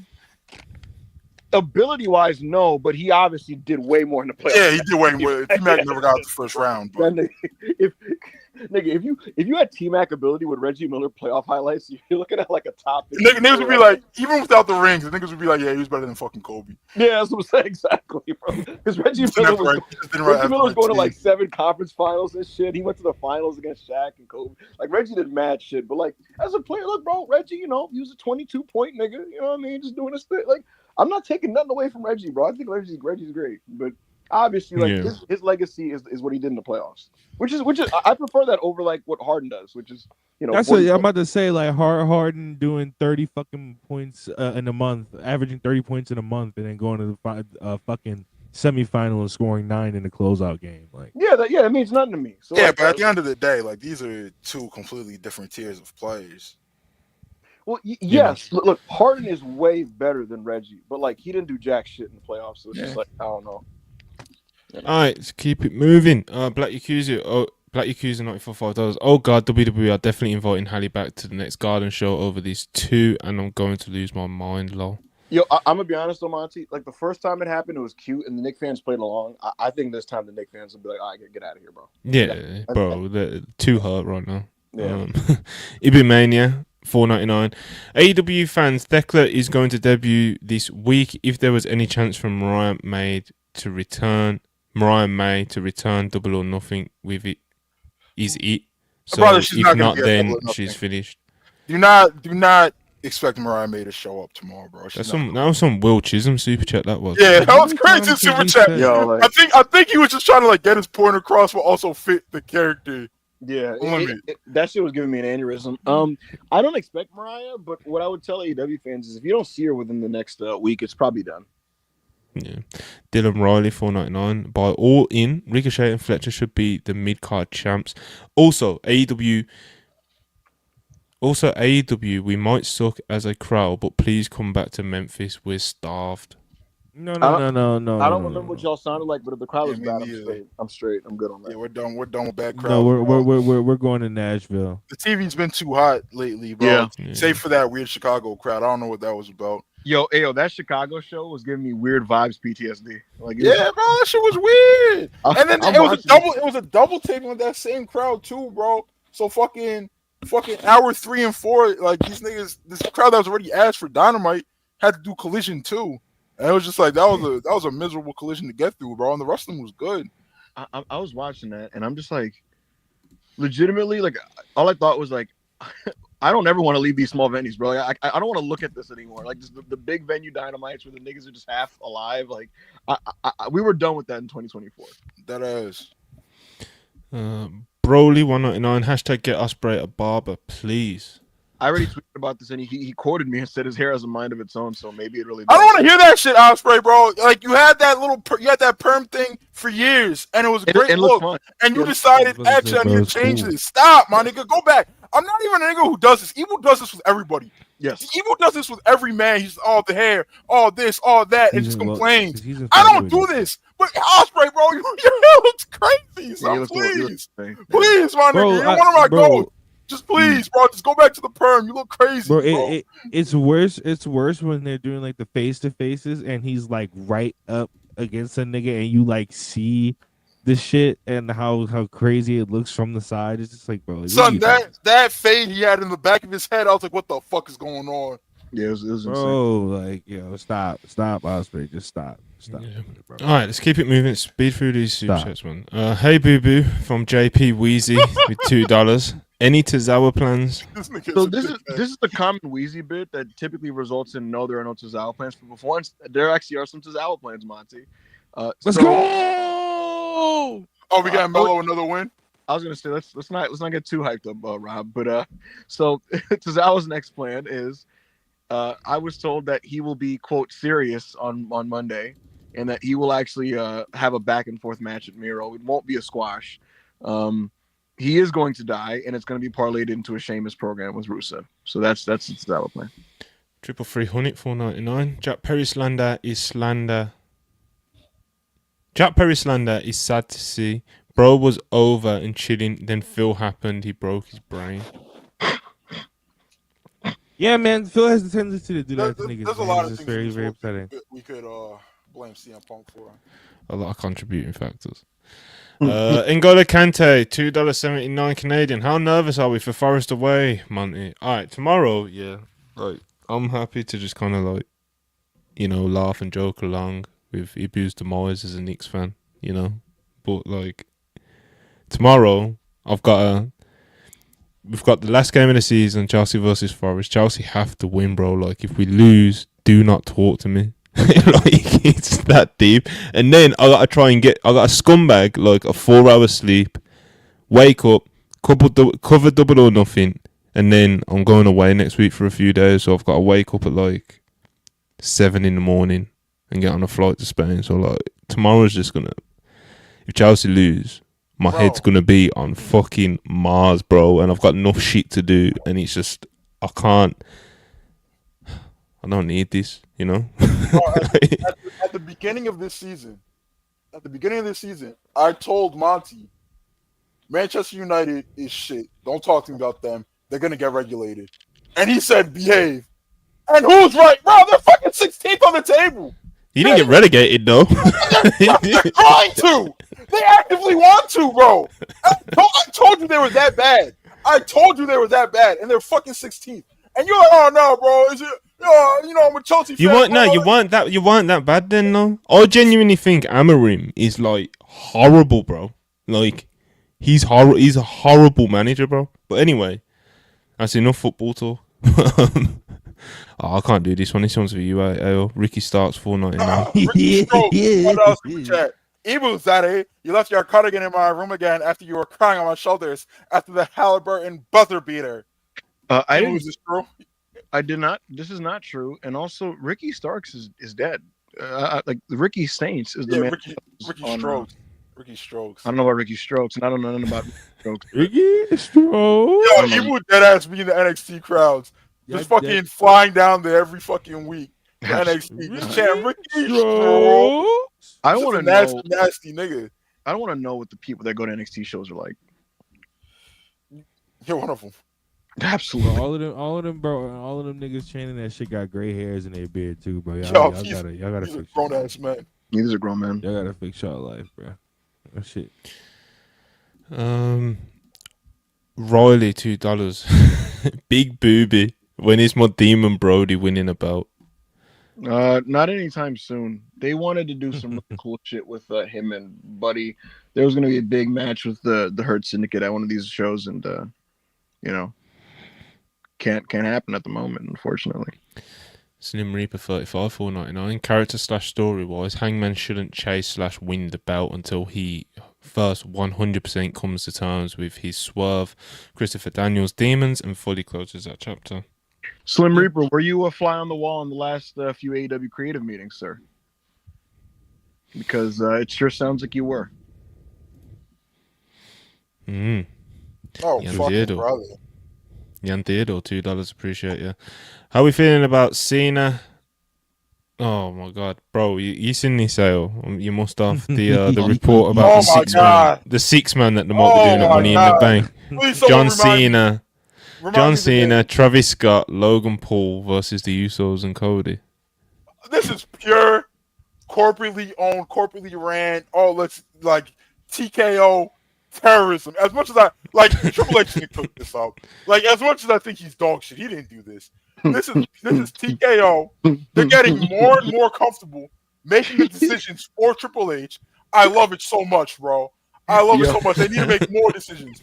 Triple H, I need TKO booking all of fucking Raw and SmackDown. Yo, Ari Emanuel just hitting up Hunter like, I think it'd be a great media and branding opportunity to get Travis in a match, and maybe you could put Logan in also. You could stream the match, and then you could put Cena with him, and we need a Tyson at run-in. God. Hunter is just like yes, Ari Sama, and fucking hanging up, bro. Did y'all? Yes, it says Ari. Says I get right on it, bro. They're changing WWE's entire like touring strategy. They're fucking bro. Soon as following AEW around the fucking globe shit's gonna be done with, bro. It's gonna be done with. They're gonna be like, yo, how does that make us money? They're just gonna they're gonna hit Vegas. They're gonna hit New York. They're gonna hit fucking Saudi. They're gonna call it a day, bro. Minnesota, you're never getting that WrestleMania. New Orleans, that Mania is not happening. They lied to you in that promise. It's not happening because New Orleans will never pay for Dwayne Lloyd. They're never gonna pay for it, bro. Yo, you know what's worse? You know what's worse? You know the what city just doesn't have the money to. Not getting the New Orleans. You know what made me more mad than not getting the WrestleMania AL? Then niggas say, yo, you can have Money in the Bank instead. Nigga, who gives a fuck about Money in the Bank, bro? Who cares? Yeah, don't worry. They're going to turn it into a 2-night Money in the Bank. Oh, my God. Bro, who cares, nigga? I mean, I'll be there, but still, who cares? Fuck, bro. Did you guys see Hunter's demeanor when he made the announcement that Money in the Bank was going to New Orleans? Bro, look, AI, bro. He's on that VO That's what I literally said that. I was like, is this not AI? Like, this isn't fucking real. Soulless, bro. Just completely soulless. Just a beaten down fucking corporate monkey. Yeah. Anyway. He looked broken, bro. Arya Emanuel had his hand up Hunter's ass and was working him like a fucking puppet, bro. He's like, now go announce Money in the Bank, bitch.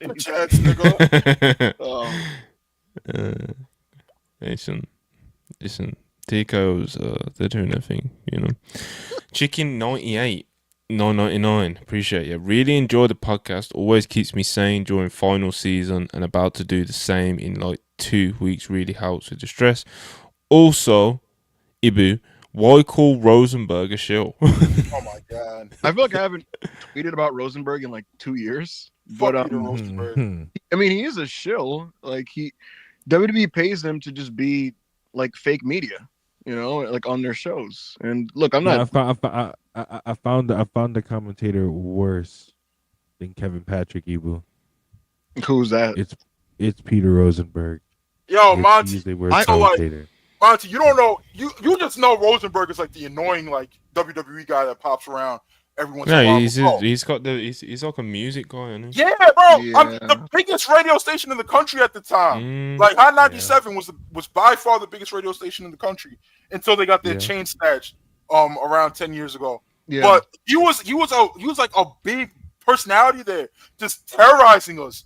My entire childhood, bro. Yeah, I hated this nigga since I was like 6 years old. I was like, get this nigga off my fucking radio. It was bad. And the worst part, AO, is the rappers I liked, he liked, and so he ruined them for like the public. So like he would get He people just that go hate out of my his favorite way. rappers, like because he would just be a terrorist about it. He would just be like, "Why aren't we playing more Joey Badass, Ebro? We gotta play." And bro, he's like, "Yo, hold my dick, nigga!" Like, goddamn. And I'm like, "God damn it!" You know, like he just fucking hate Rosenberg, son. And then he and I stopped listening to the radio because it's the fucking 2020s. Who the fuck is still listening to the radio? Then he pops back into my fucking life as the WWE show guy. Nigga, I didn't even know you like wrestling, bro. What the fuck? It gets worse. He also does New York sports radio, and he's just next to fucking Michael K. Bro, who the fuck wants to hear fucking Peter Rosenberg talk about the fucking Knicks and fucking Yankees? That's me. I tune in the radio, and all I hear is like, I just think that the Knicks should. I don't want to know what you think the Knicks should do. Yeah, he does that shit. He also do ESPN and shit like the ESPN radio shit. Yeah, so this is way too much on Rosenberg. Anyway. Rosenberg, man. I'm just triggering from my childhood. Shout out Spurs, $12. Ibu, ask your brother if Saka needs to leave Arsenal to win titles. Couldn't be more clear. You know, give me 10 seconds to run up and ask him. It's a spiteful question. I can't lie. All right, let's go. See what he says. See what Sandman says about this. Let's check. Come on, man. Sandman says, "You've been asked a question. Does Saka need to leave Arsenal to win titles?" Who said that? Chi-Town Spurs. He's a fucking mark. There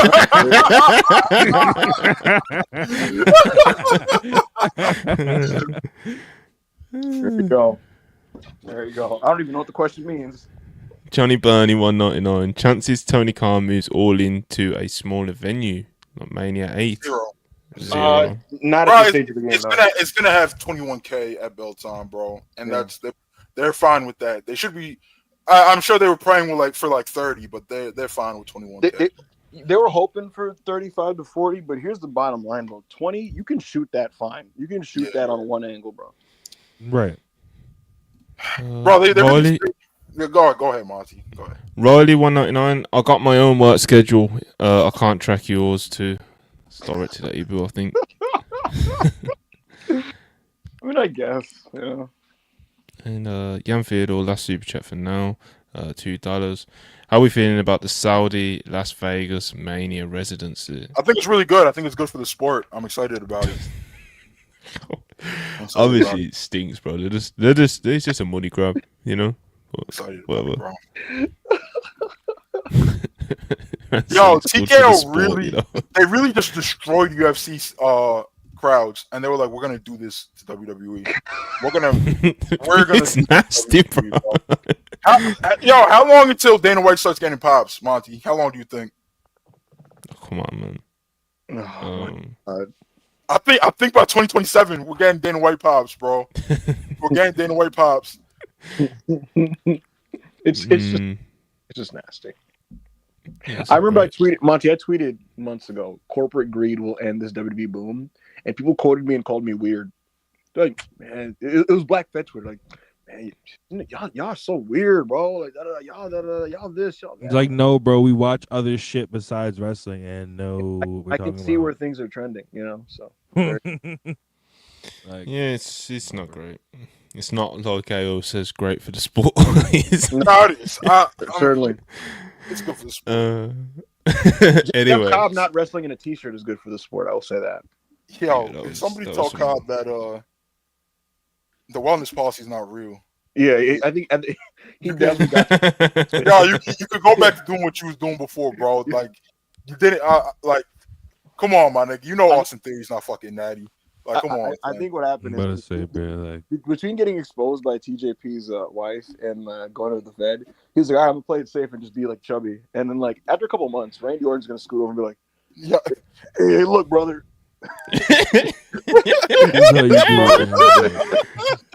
He's like, "You know you're on cable, right, brother?" And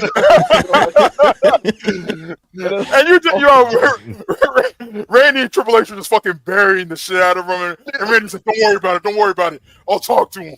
That's exactly it. Randy gives him a little wink. He's like, "Hey, you know we could, do what we gotta do." You know? Like, bro, it's not like in an Otis way where he just looks like an absolute fucking tank. It's in a like off-putting kind of way. Yes, and then You know, out of if nowhere, you need my guy, you know. exactly. And I'm telling you guys, out of nowhere, it's gonna be like October, and Jeff Cobb's just gonna be jacked as fuck. It's gonna be so bad. Hey, bro. man. Shout out to JC Mateo, bruh. JC Mateo, he's gonna get it done, bro. You know, he's gonna do what he's got to do. You know, he's got that multi-year contract. Shout out to middle linebacker from the University of Miami, JC Mateo. That is a crazy name that they gave him. You know, I'm gonna give out a WWE secret since I don't give a shit. You know how the Office tells talent to do steroids. You know what they say. Do they? That's So, throwing. Go on. Monty, they'll be like, "We just want you to show your dedication a little bit more." That's not quite telling them to do roids, but Yes, they it is. know Yes, it is, they bro. know how they're gonna take that shit. So you know, they know what that means. Hey man, just show us your dedication. What we do is we Yo, is don't Monty look. peeing on air? No, I'm pouring a drink down down the sink, and then I've got to do like 10 things. We was meant to have done this podcast for now, but This is even wild. running, We gotta- we're talking, you know. We gotta get in fucking gear. Let me bring up this double or nothing card. yeah, I'll start. I I'll was host gonna this say, motherfucker. Don't even worry about it. I was gonna say, Monty, we could take over. Just tell me what the All right. No, Ayo's got it. Ayo's got it, got bro. Ayo's The got next it. match is we did the Don Callis family. We did Yeah. the Hurt Syndicate. So we'll do Yes. Mark Briscoe versus Ricochet stretcher match. All right. All right. So Mm. this was kind of thrown together, but not in a way that any of us really give a fuck. Like I'm sure we're all glad to see this. All happy to see Ricochet and Mark Briscoe singles match. I don't think there's a chance that Mark Briscoe wins this. I think Ricochet is about to start getting pushed again, and I think it starts right here. Yeah. So here's the thing about this. It was, I said this in the Discord, but they've been wanting to get Ricochet a belt for months. Yeah. And it's why he's not stopped kind of alluding to it on and off as a character. And obviously the time isn't there yet. And that's why he's kind of just biding his time, just being a heel. And what better guy to just work if you're doing a non-title singles match as a bad guy than Mark Briscoe. So this stretcher match should be really, really, really good. I feel it's kind of fitting. One of Sabu's most famous matches was a stretcher match against RVD. Yeah. They announced it like right after his death, bro. 100%. Really good tribute. Yeah, so I'm pretty sure Tony definitely had that in mind. They're gonna do some really cool shit. Mark Briscoe always. Mark's gonna do something fucking insane. Bro, he might do a froggy bolt off the top of the fucking like entrance tunnel, like onto Ricochet, who's on the stretcher. Just some crazy shit. So this is gonna be one of those undercard matches where it's like realistically all we need here is a 3 or 3.5 guys, and they're like, nah, we're gonna give you a 4 because like we're just that's who we are. So this will be great. And I like AO, I expect Ricochet to get the win here. And I think ultimately, here's what I'm kind of curious about, because I was of the belief that Ricochet was going to inevitably pursue the TNT belt, which he still very well may, right? But I'm curious where the Fletcher thing how that affects that, because Fletcher looks like he's gunning for it first. So we'll see. But I think Ricochet's getting this win. What do you think, Rob? Yeah, no, I think Ricochet gets the win. I wanted in my brain a little bit. I kind of wanted Mark Briscoe to win, but at the same time, I do realize like Ricochet has been losing like a lot. So and also we need to start heating Ricochet up to go towards at least going for another belt, and rather than like trying to win a belt, at least for right now. So yeah, no, I do think Mark Briscoe takes this match. Plus, bro, Ricochet takes his match. Excuse me, sorry. Plus, if a babyface is getting the belt this summer, Ricochet, he's a world championship caliber act right now. So like he should be main eventing pay-per-views. Like he could easily main event against Osprey again, or Hangman if it happens to be him. Absolutely. You know what? Since you brought that up, I was talking about Cole getting the TNT belt earlier. Yeah. Part of me, whenever people bring that up, there is a part of me that just thinks that's like it might be below him, you know. Yeah, I do see that argument, but I also just think like when AEW was at its best, bro, like people like people thought that Miro was like one of the best wrestlers in the fucking world. Like Kenny Omega was the world champion and shit. Like that's how good that his TNT title run was going. So I feel like we could just like if they're gonna consolidate the fucking international and the continental. So if they can just make it so like like holding any belt in AEW is a huge deal again, as opposed to like like TNT title is low key for like the geeks that we like, and they could just trade it off around in the geek verse. Then I think we'll be cooking with some. That's actually a good point. Is that like every AEW belt used to be like really big time? Yeah, bro. Like Cody was fucking running around like he was fucking Superman with the TNT title, man. Like, yeah. We accept just because the current status quo is that this belt is not that big means that we need to keep it that way. You could. There's so many great wrestlers. You can simply just reverse course and make it important. So yeah. So we'll see what happens. So I don't disagree with Monty. I see what he's saying, but I feel like he could just raise the value of the belt again. Right. Which I think needs to actually happen. Absolutely. All right, so we're all going with Ricochet. Yep. So another match is pretty obvious. DG and Nigel McGuinness versus FTR. So this one, folks, FTR turned heel, and they were trying to get Daniel Garcia on their side. And Garcia was conflicted, and his boys 2.0 were fighting against it, specifically Matt Menard. Garcia ultimately chose not to side with FTR. They turned on DG. It was really funny as an angle. They've done some really good stuff. Nigel has gotten involved because of Tony Schiavone getting picked on and bullied. Nigel didn't want to stand for that shit, and he broke his own rule as a commentator and got physically involved with FTR. And that's how we now have a situation where Garcia is teaming with Nigel. It'll be nice to see Nigel in this match. FTR as a heel is off to a pretty good start. In terms of as an act with Stokely, the chemistry isn't totally there for me yet. And to be honest, it's kind of like I think they're still figuring that out the dynamic. Yeah. Like as they go.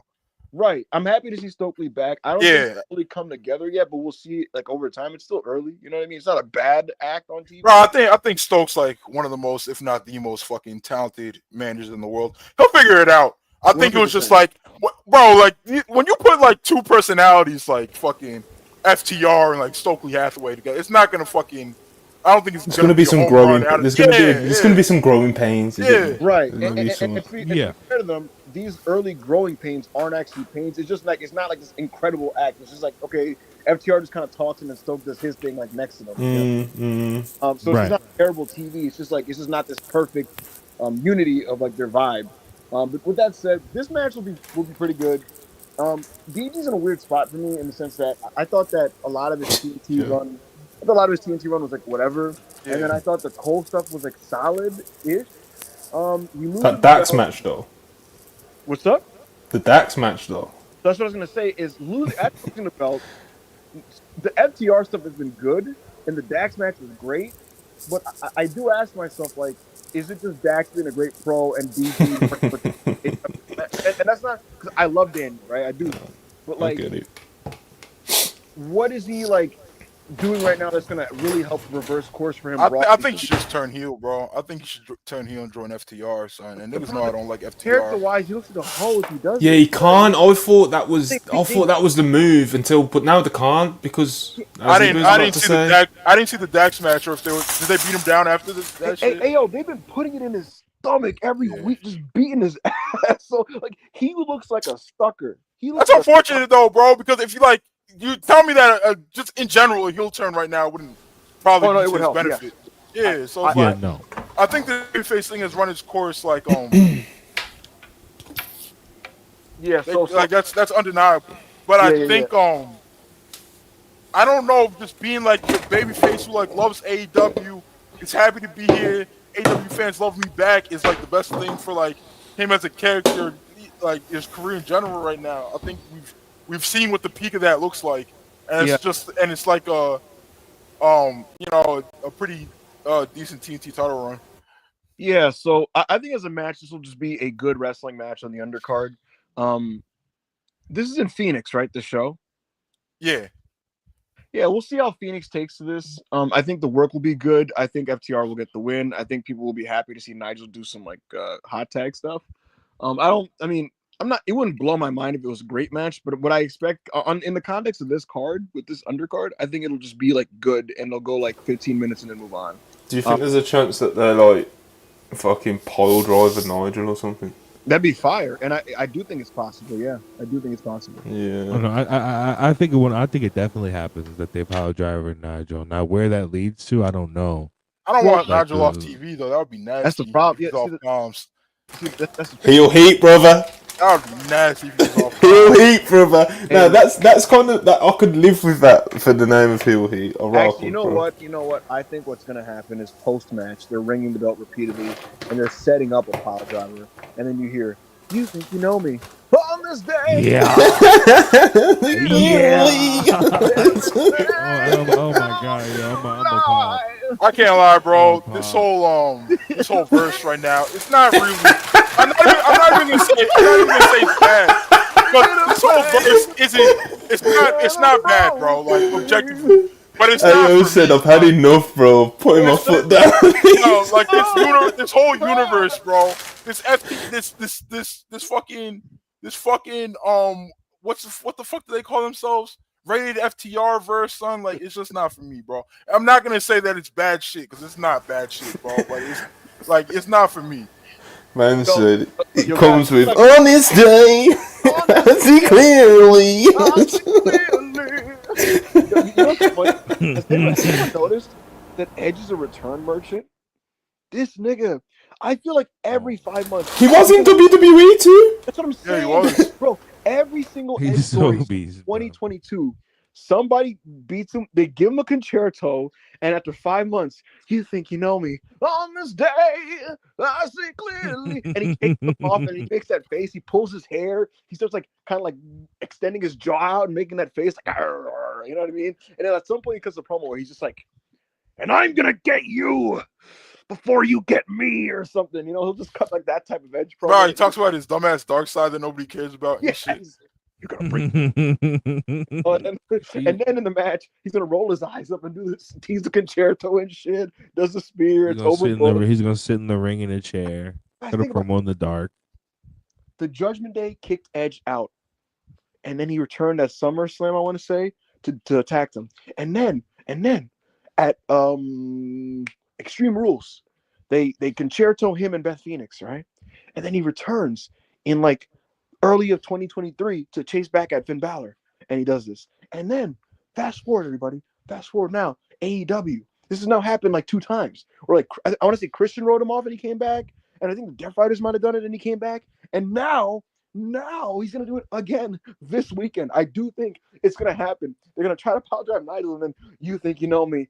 Oh, time has come to change my ways. Oh my god, nigga. We gonna be in that bitch singing Metalingus, nigga. I'm a low-key wrong. What? All right. I think we all so we all agree that FTR is going over here. Yes. All right. That should be fine. Yo, Light Chase in the chat. I'm gonna go back to a side of myself I buried years ago. The funniest version of Edge is the one that he tried bringing to Moxley when he tries to act like this dangerous. Like, come on, bro. We've seen these plunder matches, Edge. Like, come on, my nigga. They're pretty fucking tame. He'll be in the pros. He's talking cash shit. Like, Bro, he's talking like he's fucking Nick Gage and shit, bro. Ready to put a fucking machete through someone's neck. He'll just be like, I have a devil inside of me. And then like they're just using like kendo sticks and chairs. They're doing that dumbass kendo stick spot where they're just really whacking each other's fucking ribs like 15 times in fucking 20 seconds. But in the promo, niggas talking like he's New Jack, bro. Like, This is what I'm saying. That's the funniest version, bro. You don't realise he speared Mick Foley through that flaming table, and he thinks, bro, when he did that flaming table He's spear, so he decided he's like, yo, I'm Onita, bro. Like I am Onita. I mean, yeah, niggas are saying that Spike is wild, though. Yeah, he does have the mock Spike suplex spot. And then he also has the spike to Christian's crotch shit, which was obviously worked, but like, he didn't. It still looks gnarly. Hey, when it came to Spike, he didn't let that gun blow for like a year though, bro. Like, yeah, he was just running around with that bitch. Just running around with that was so beast, bro. Edge Edge is comedy, bro. You know why it's funny, bro? I feel like he's like mad unaware of the fact that he's such a WWE ass nigga, bro. Nah, Yeah, 100%. He thinks he's all hard and right. rugged, bro. Bro, he thinks he left and he's like completely adapted to like It's like, the no, wild world of wrestling outside of WWE. No, you haven't, bro. No, you haven't adapted, bro. Yo, You're remember when he was like, I've been watching this shit. I've been watching some old shit, bro. You know, I'm locked in. I'm locked in. I'm doing my fucking. I'm about to go out there and start doing my fucking thing. And it's just like, bro, no, you're not. No, you're not. Bro, he'll act like, yo, yeah, I'm mid-south pilled, I'm puro pilled. It's like, bro, you're doing wrong. You're doing wrong. Hey man, shout out to him for hitting that Rana though. For sure. Yeah, well, remember when he came back? He was like, I want to have NWA World Heavyweight Championship match. He's like, gritty, You know, gritty. I want to. Knock him out, drag him out, NWA World Championship matches. Nigga, you're not Terry Funk. Yo, bro. Nah, Hey, yo, it was like not. minute 20 of that Mox match. We were like, yo, what's going on? That shit was fucking crazy, bro. Nigga, they were not bloody. They were not like, they were just. Mox was doing that fucking gif of that leg hold he was doing on Swerve and Yo, shit. Christian Ramos in the chat, he said he thinks he's Wolverine and shit. He does, bro. Yo, he gonna come back in a jacket, bro. I'm telling you, he's gonna horror farm so hard. I'm more excited for the match now. I'm looking forward to this. I don't think he's coming back, bro. I don't know. I don't think he's coming back. I could see a lot to what Ibu was saying. No, I can't lie. I think I can see it, bro. But anyway, It's been all right. Next is Kazuchika Okada versus Mike Bailey for the AEW Continental title. This is a Mike Bailey stimulus check. Yeah. This is gonna be awesome. Mike Bailey, it don't matter if it's Collision, Dynamite, a fucking Mania weekend show, fucking GCW, fuck the world, or whatever the fuck they be naming. Like, I'm gonna do a Mike Bailey match and work my ass off, and he's gonna get in there with Okada, and Okada's like, "Yeah, bro, let's just chill out here, let's do our thing." And Mike Bailey's like, "No, I'm gonna go crazy," and then Okada's Okada's like, "Yo, you're not gonna make me look crazy out here, bro." Like, yeah, midway Okada's gonna be like, it's like when you snap away, you're like, "All right, bro, okay, bro, we'll have a 4, bro, we'll have a fucking 4." You fucking ass. Bro, I remember the series finale of Mania Weekend in Dallas in 2022. He had like a 3.5 with a nigga. I forgot who it was at like some show in the middle of the daytime. And then he went to like the Mike Hitchcock show and had like a 3 3/4 with Bandito in the same day. And I was just like, bro, like this nigga's insane. Over the course of his indie run, I got fatigued by the Mike Bailey match on the Independents. But I'll be honest, seeing him do that Mike Bailey approach on TV, it's really helped the TV. It feels like a spark plug off the bench of offense, honestly. You know, it also helps that he's wrestling people of that caliber as well, you know. Yeah, he's not fucking working. Because in the Indies, it was just like you said, it was just you would just watch a Mike Bailey match. Do you know what I'm saying? It's not like the other guy was really leaving that much of an impression on you 9 times out of 10, unless he was wrestling like a Bandito or Jacob Fatu, and that would only be like Mania Weekend and shit, you know. So right, and you're not working AO. You're not working Jordan Oliver anymore. Yeah, come on. He ain't working Joey Janela. Come on. Yeah, I've rated a lot of people on this podcast today, bro. If you're listening, I'm just joking. I haven't listened to GCW. Don't yell at me, bro. I'm not even. I've buried a lot of people, bro. I buried a lot of people in WWE, AEW. Now I'm shitting on the Indies. It is what it is. Bruce is gonna DM me like, "What the fuck, man? We had an agreement." But yeah, I think this is gonna be really good. It'll probably be the best Okada match since Will Osprey. Purely by sheer virtue of the fact that he's working Mike Bailey, who does not take he just refuses to have like if we're being completely honest, if this is Okada versus like just any other AEW mid carder, this would just be a solid undercard match. But Mike Bailey, just like he's an Energizer bunny, so I think this is going to be really, really strong, and Okada's obviously going to retain his championship. Yeah, I think we're all backing Okada on this one. Yes, sir. Yep. All right, where should we go next, bro? All right, Amina Shirakawa versus Timeless Toni Storm for the AEW Women's World Title. All right, so this came to be, folks, when Amina made her return. Toni Storm's been doing this thing lately about how she likes these 4-ways, and there's all these like double entendres and sexual innuendos, and she won the first eliminator one, and then she ultimately lost the second one. And Mina Shirakawa is now the #1 contender for the championship. Mina and Toni have history. Mina had history with Mariah May. And so now it's looped back around. Mina Shirakawa, this will be her first AEW pay-per-view match as an official member of the roster because she is now hashtag All Elite. So congratulations to her making the transition. And I don't think she's going to beat Toni Storm. But what I'm curious is how good the match is going to be and what will be the post-match angle. Toni's on a good roll lately. She had a really, really underrated match with Megan Bayne at the last pay-per-view. And she's at a point now where she's like super over with the character and people love it. And she has a lot more respect from like hardcore fans after the match with Mariah May, the Hollywood ending. So the question is, can she keep it up? I think Mina is an up and down wrestler. She's somebody that can be capable, but she's not fucking Manami Toyota. She's not Mercedes Moné. I think this will be solid. I think this will be a solid match. Go ahead. This one surprises people, bro. I think this one surprises. I think this is really good. I think this is a really good 3.5, 3 3/4, bro. Mina's really motivated to look great right now. Her Dynamite showing was good, bro. Like she was doing her shit. I think that continues into the pay-per-view. I think she's someone who's like really happy to be like in America and in AEW and wants to leave an impression. I think she will leave an impression. I think this is gonna be dope. People are asking about a Tekla debut. If it happens, it's possible. Every big free agent that signs with AEW is just like, oh, you're in the world title picture now. So that's probably what happens. Even though I do think there's something to be said about not always jumping. Female free agent. I don't know if I said that. Female free agent.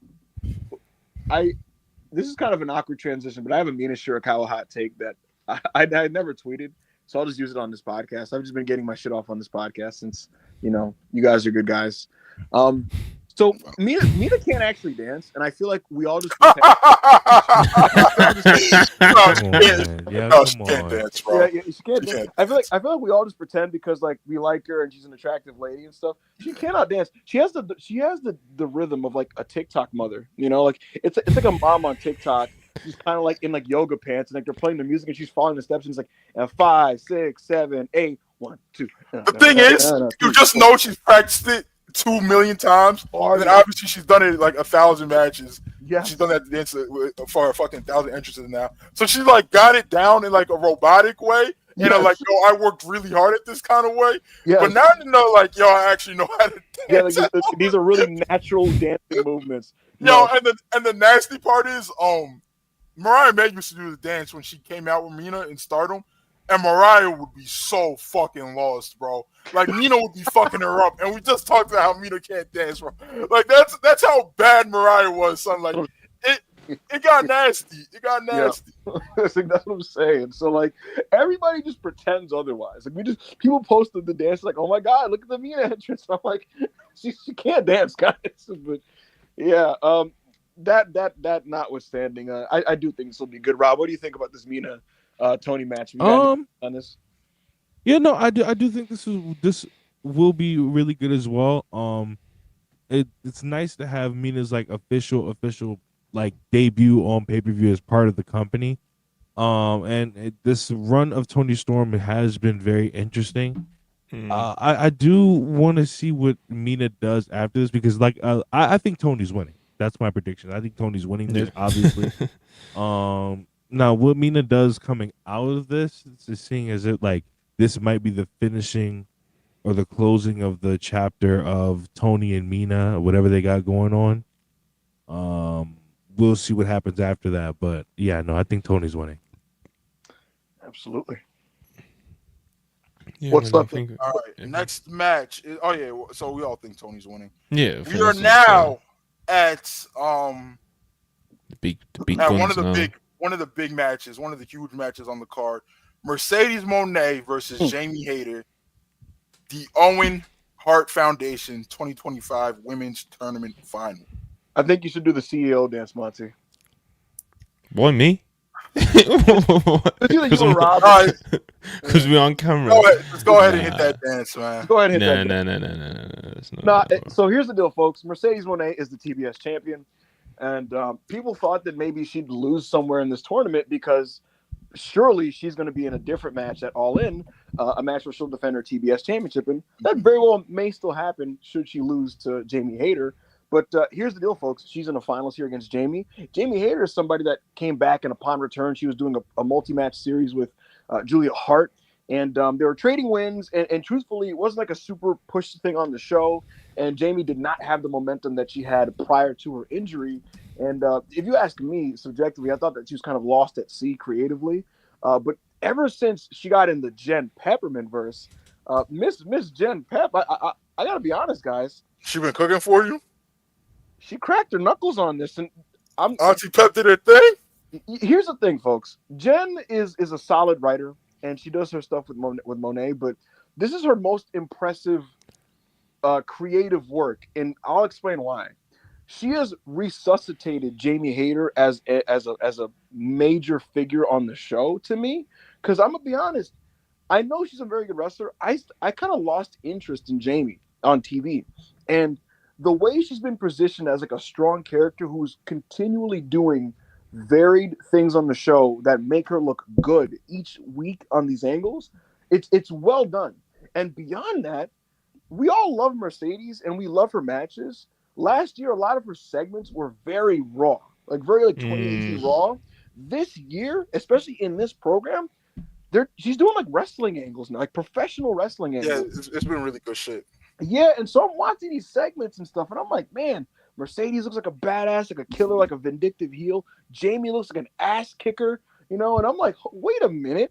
And so now, even though to me, I know who's winning this match, point blank, but the way they've built and presented both ladies, it's in a way where like the fans are rightfully guessing on this one, and that's a good place to be creatively. I think that they've done a good job with both ladies.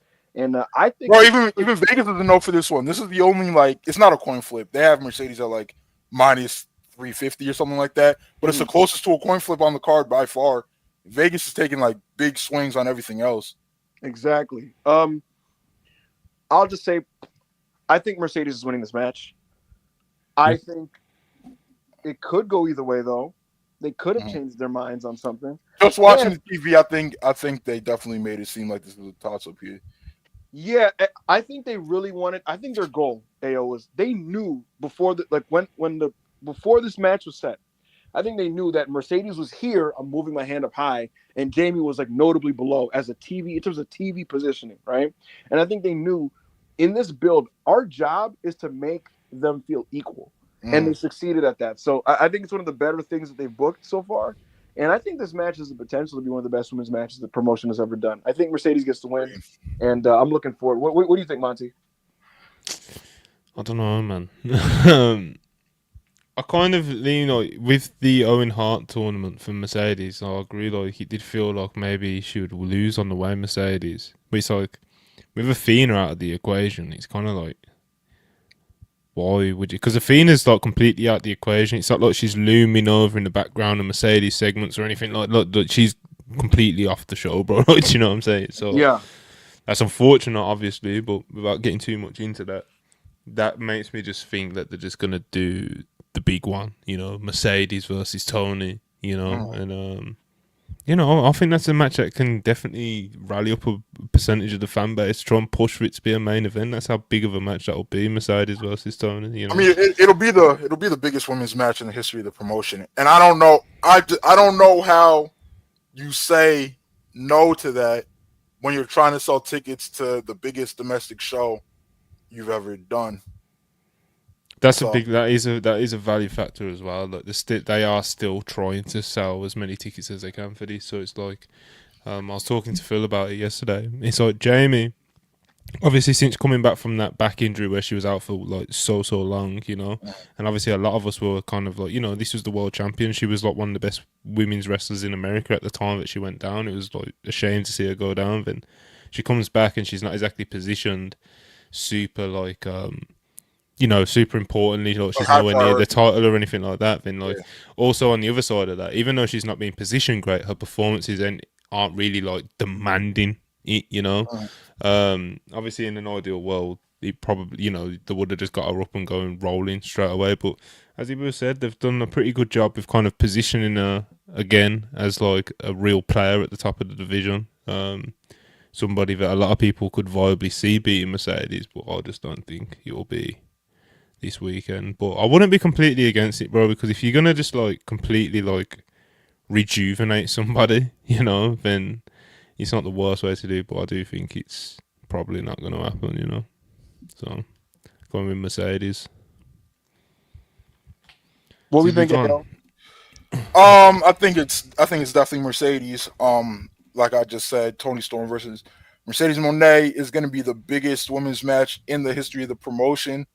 With the most hype going in, I don't think that they I don't think Tony Khan can say no to that.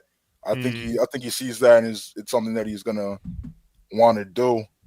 And I think Mercedes should win that too. I think it comes with money maker in fucking Texas, but we're not there yet. I think I like people Hayter FC, which is a very annoying fan base. They will crash out tomorrow. Yes. Which will be funny. I'm gonna be honest. That's I'm gonna laugh at y'all. It's always funny when a fan base crashes out, bro. But I think with the Jamie Hayter fan base, that I've been, because obviously all the stuff that I just said about like since she's came back, she hasn't really been positioned the way that if you was part of Hayter FC, the way you'd want her to be, give her the chance to really kick on and get back to where she was. You know, you would feel it's almost kind of like if you was like in Hangman FC. Do you know what I mean? It's like, oh, this is going to be the one that rejuvenates her. We're so fucking back. And then, you know what I mean? Get ready to learn Moneymaker. Do you know what I mean? It's like that's probably what's going to happen. So it's a tough one, but it's always funny when the fan bases crash out. Yes. Oh, yeah, no. Like, I definitely don't see any other outcome happening tomorrow but Mercedes winning. Jamie Hayter's like obviously like we like Jamie Hayter, like she's cool and everything, but you can't just stick the Owen on a woman who Jamie Hayter. I'm not gonna say like she's completely cold right now because that would be lying. But like she hasn't been around, bro. She hasn't been around. She hasn't been around, bro. She doesn't have that momentum, that much momentum on her either from not being around. So it's like, you know what I mean? Mercedes has all the momentum in the world right now. And I feel like that's why she'll take it tomorrow. Go to All In. Excuse me. So, man, let's get Hayter versus Athena for the fucking ROH World title at Death Before Dishonor. That would legitimately be really good. I don't know if they booked that. Yeah, the Timberland gif. Let's get it done, man. Yo. All right, so we're all going Mercedes for this. I think it's the right choice as well. Anarchy in the Arena. Kenny Omega, Swerve Strickland, The Ops, Katsuyori Shibata, Powerhouse Hobbs, and Samoa Joe, and Willow Nightingale versus the Death Riders, Claudio, Mox, Marina Shafir, Wheeler Yuta, and the Young Bucks, Matthew and Nicholas Jackson, our founding fathers, greatest tag team of all time.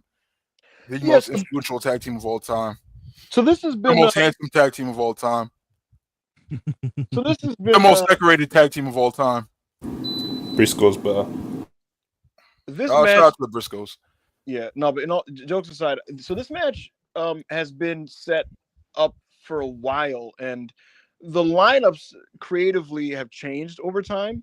Obviously, some of that is due to injury, like of course Pac, but there are a couple other things that quietly affected this match lineup as well that I'm not at liberty to say, but the bottom line is this was not the original lineups for this match, but I can tell you guys, the AEW fans that are in this audience listening to this podcast, that it's to the match's benefit that the very, very, very original plans of this thing didn't go through. You're getting a better Anarchy in the Arena now. Getting a better Anarchy. Then, yo, that was crazy, bro. What the fuck? What happened? What happened? Oh, I sneezed. Did it sound like something? Oh, come on, Chuck. Come on, Chuck. Come on, Chuck. Yeah. So I mean, Powerhouse Hobbs has been in opposition from John Moxley for months now. and they wrestled each other in Mox's hometown. And through complete happenstance, he's now back in the fold because Hook was injured. I think Hook's injured, right? That nobody said a word on Hook. No, but like he's still out though. Am I not? No, yeah, he's not on TV. He's not on TV right now. But we Right, don't know if he's injured or not. yeah, because the Ops initial lineup was Hook, Samoa Joe, and Shibata, and people pretended it was hard, but frankly, I always just watched that group and I'm like, I don't know, man. And it took was one switch, and that being Hobbs for Hook, and now I totally buy this group as ass kickers. They've been feuding with the Death Riders for over a month now. They won the trios championships from the Death Riders, which was a great moment on a Dynamite. And beyond that, the Young Bucks have had this kind of like ancillary tertiary alignment with the Death Riders. Back when the Bucks left AEW last year, it was very clear that they wanted no parts of what the Death Riders were doing to the promotion, and if anything, did not want the smoke. John was seen walking into their room a few weeks ago, and it looked like they were going in there to talk some business. Speaking of talking business, the Young Bucks, if I'm not mistaken, AO, just to tie all this shit together, because it's crazy. There's so many different guys and different alignments and allegiances, but they did make it make sense in like this weird kind of like storyboard on like a fucking board way. If I'm not mistaken, Eddie Kingston got hit with the EVP trigger on the same New Japan Strong show that he lost to Gabe Kidd, if I'm not mistaken, right? And nevertheless, Gabe Kidd is back.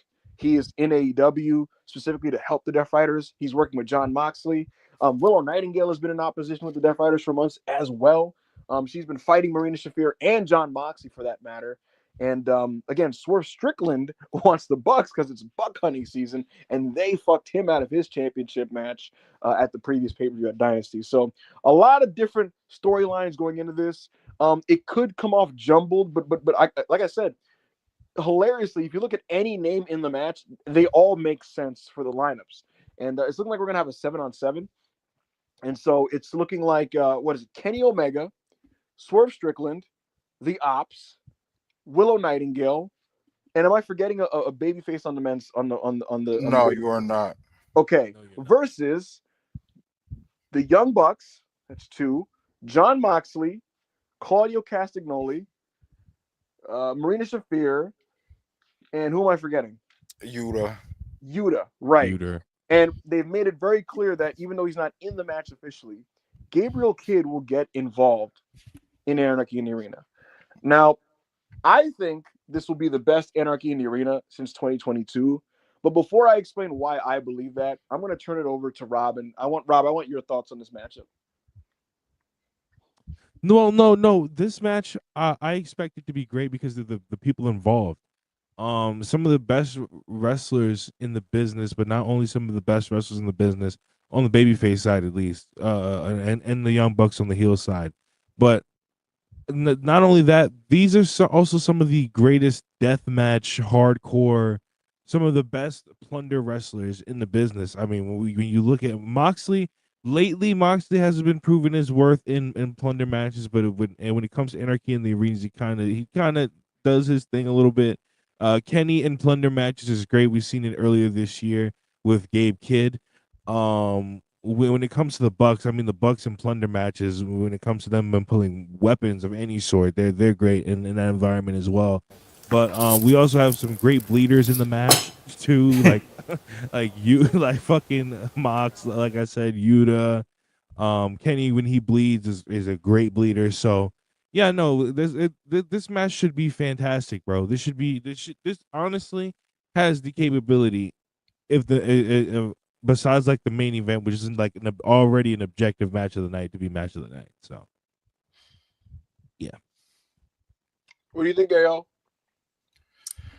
I'm done with John Moxley, bro. But this should be great.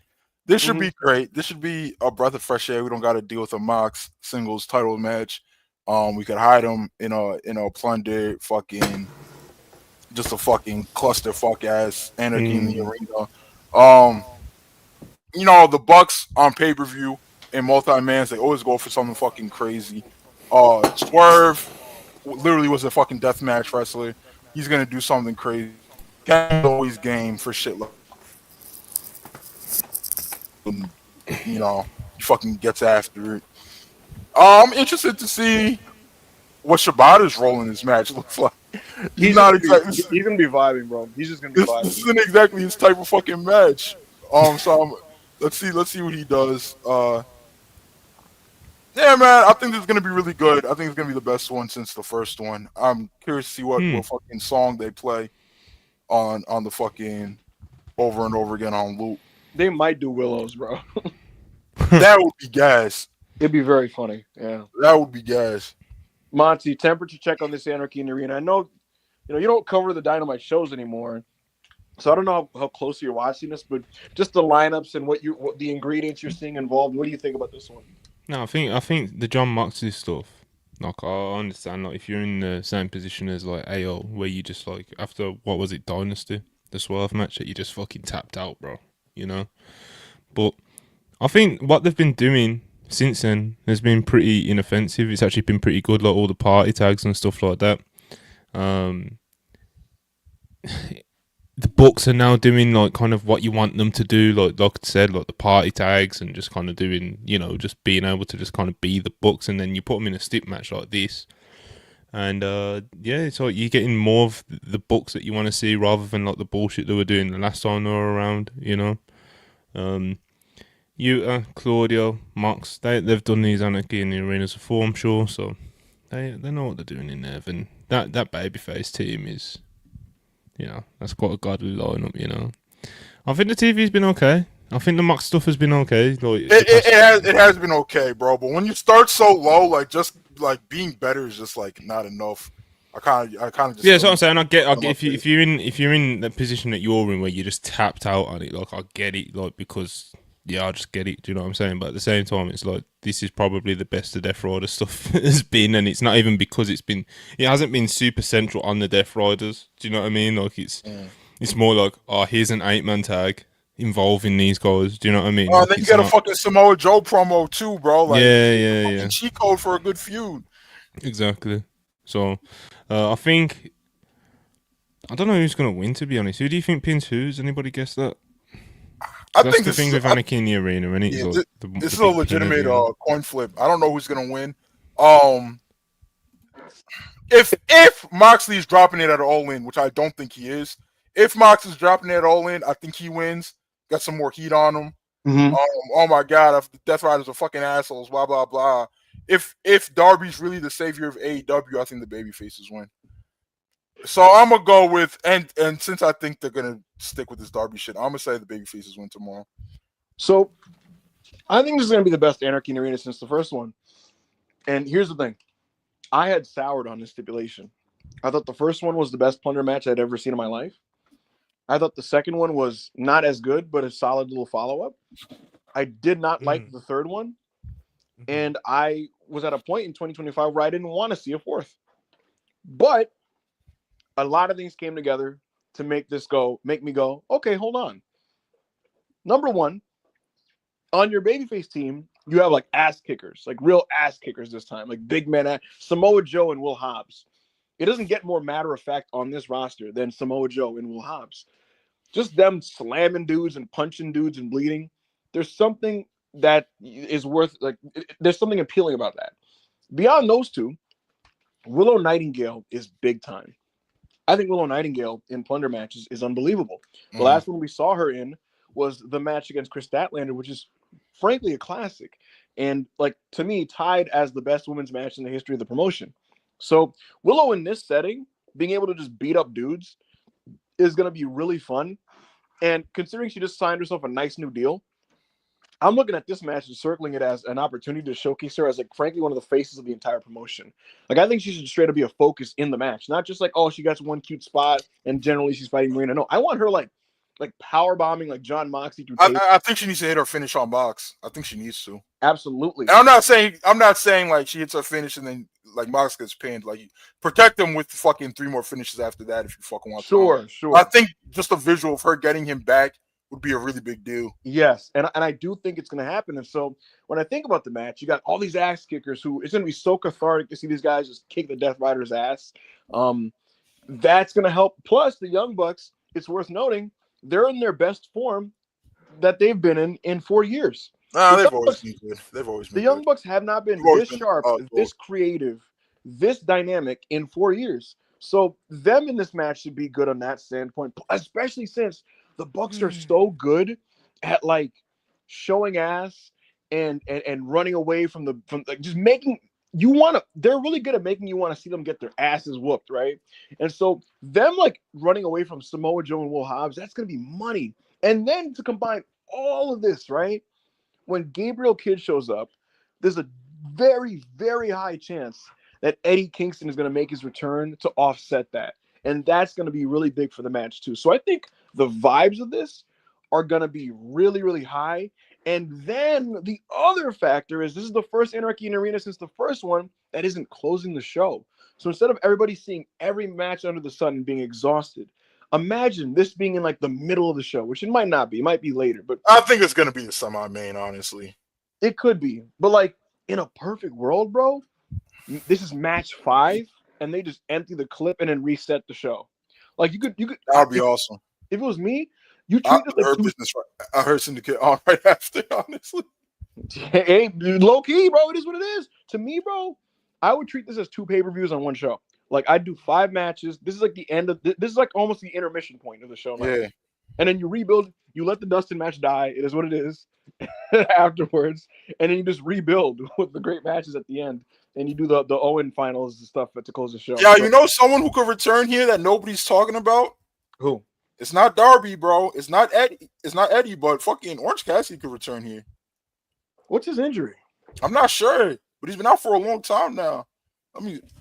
I feel like his injury is more. I thought I could have sworn that he wasn't a torn pec. Oh, towards peg. Yeah, if it's a Yeah, bro. So I was just muted myself, but Oh, we'll see you next year then, bro. Yeah, We'll see you exactly. Exactly. Yeah, nah. Yeah.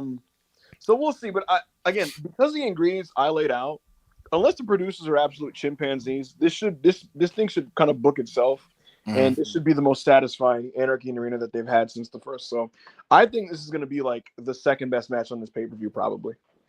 So we'll see. Mox could just mox it up, but there's too many great wrestlers. There's too many moving parts for someone to just mox this up, bro. Exactly. Like, how could you grab a hole? Many. Well, fucking. It's not possible. So what's everybody's final predictions? I think. Ooh, I don't know who's winning this. I think I'm going with the baby faces.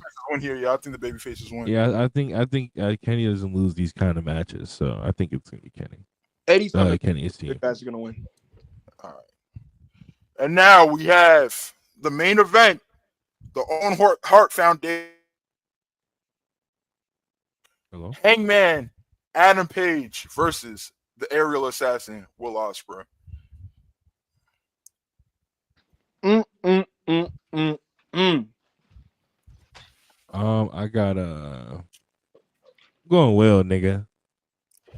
Fuck it, nigga. I'm going well. Yeah, so this whole thing has been built around Hangman finding himself again. He's almost there, but he hasn't gotten there yet. But he understands now that something has to change, and he needs to try to get back to the person he used to be. Will Ospreay's like, hey man, I see what you're saying. I hear what you're saying. I was in Japan watching this shit, bro. I was watching your journey. Yeah, man, you're not the nigga you used to be. Maybe you'll be there someday, but I don't give a fuck about any of that. It's my time, nigga. I'm Will Ospreay. I'm the best wrestler in the world. I've been here for 2 years. I'm still not the fucking world champion. That's changing now. I'm getting crowned all in, bitch ass nigga. That's what Will Ospreay's talking about. He said in his promo, this isn't about your redemption. It's about my ascension. And Hangman's not trying to hear any of that, bro. Hangman's not scaring anybody. Hangman's ready to rip anybody's fucking head off across from him. Whether that be Swerve Strickland, Kenny Omega, or Will Ospreay, bro. So, yeah, man. Big time first time ever match. They've never met in a singles capacity. Not in Ring of Honor, not in New Japan, not in AEW yet. So, here. In the words of Taz, this one's going to be a rocket buster. And the question is just going to be who in the margins, who's going to win the margins? Because it feels like a sporting contest to me. Mm-hmm. They feel like they're both two of the best wrestlers on the planet. And in AEW, in the context of AEW, they both feel like top guys. Mm-hmm. Realistically, it's like who's going to make that one mistake that's going to cost him this entire match? And Hangman Page, to this day, when Will Ospreay brought up things like, what he did to Daniels in the Swerve situation, he looks like he's still conflicted about this stuff. And my man, Right. if that bothers you in the match, you lose. Yeah. It's that simple. It's that simple. You At any second, it could come with Hidden Blade, bro. It can come with Hidden Blade, brother. You got to lock in. Will Ospreay is very locked in. He made it very clear. That man goes through the long flights to get here. He's jet lagged, all that shit. When the bell rings and he's out there, it's kill or be killed, and he does what he has to do. And Hey, so, my nigga don't hesitate with that Tiger driving no more, that Storm driving no more either. He's gonna let that bitch blow. He's gonna let that. Yeah, Will Ospreay and and the Hangman, they're both very aware of what this moment means, and they know that they're in the situation where one of us is gonna have to end the Death Riders. Hopefully, fingers crossed. They both feel like they're the right guy to do it.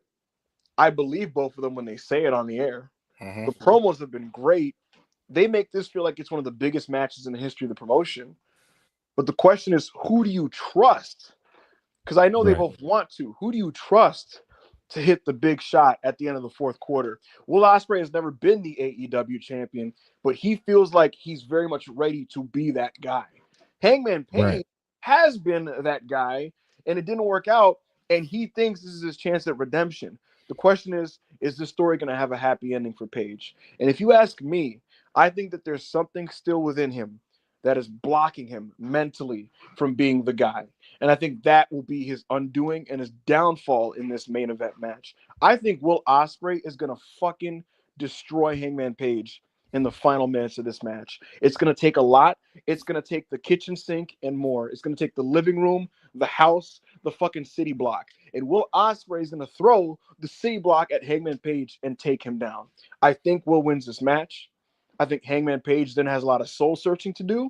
And it's going to be up to him as a man to not fucking take it poorly and mope around and be depressed about it, but rather address what's actually affecting him so that he can finally move on from it permanently. I do think that's what he does leading to All In.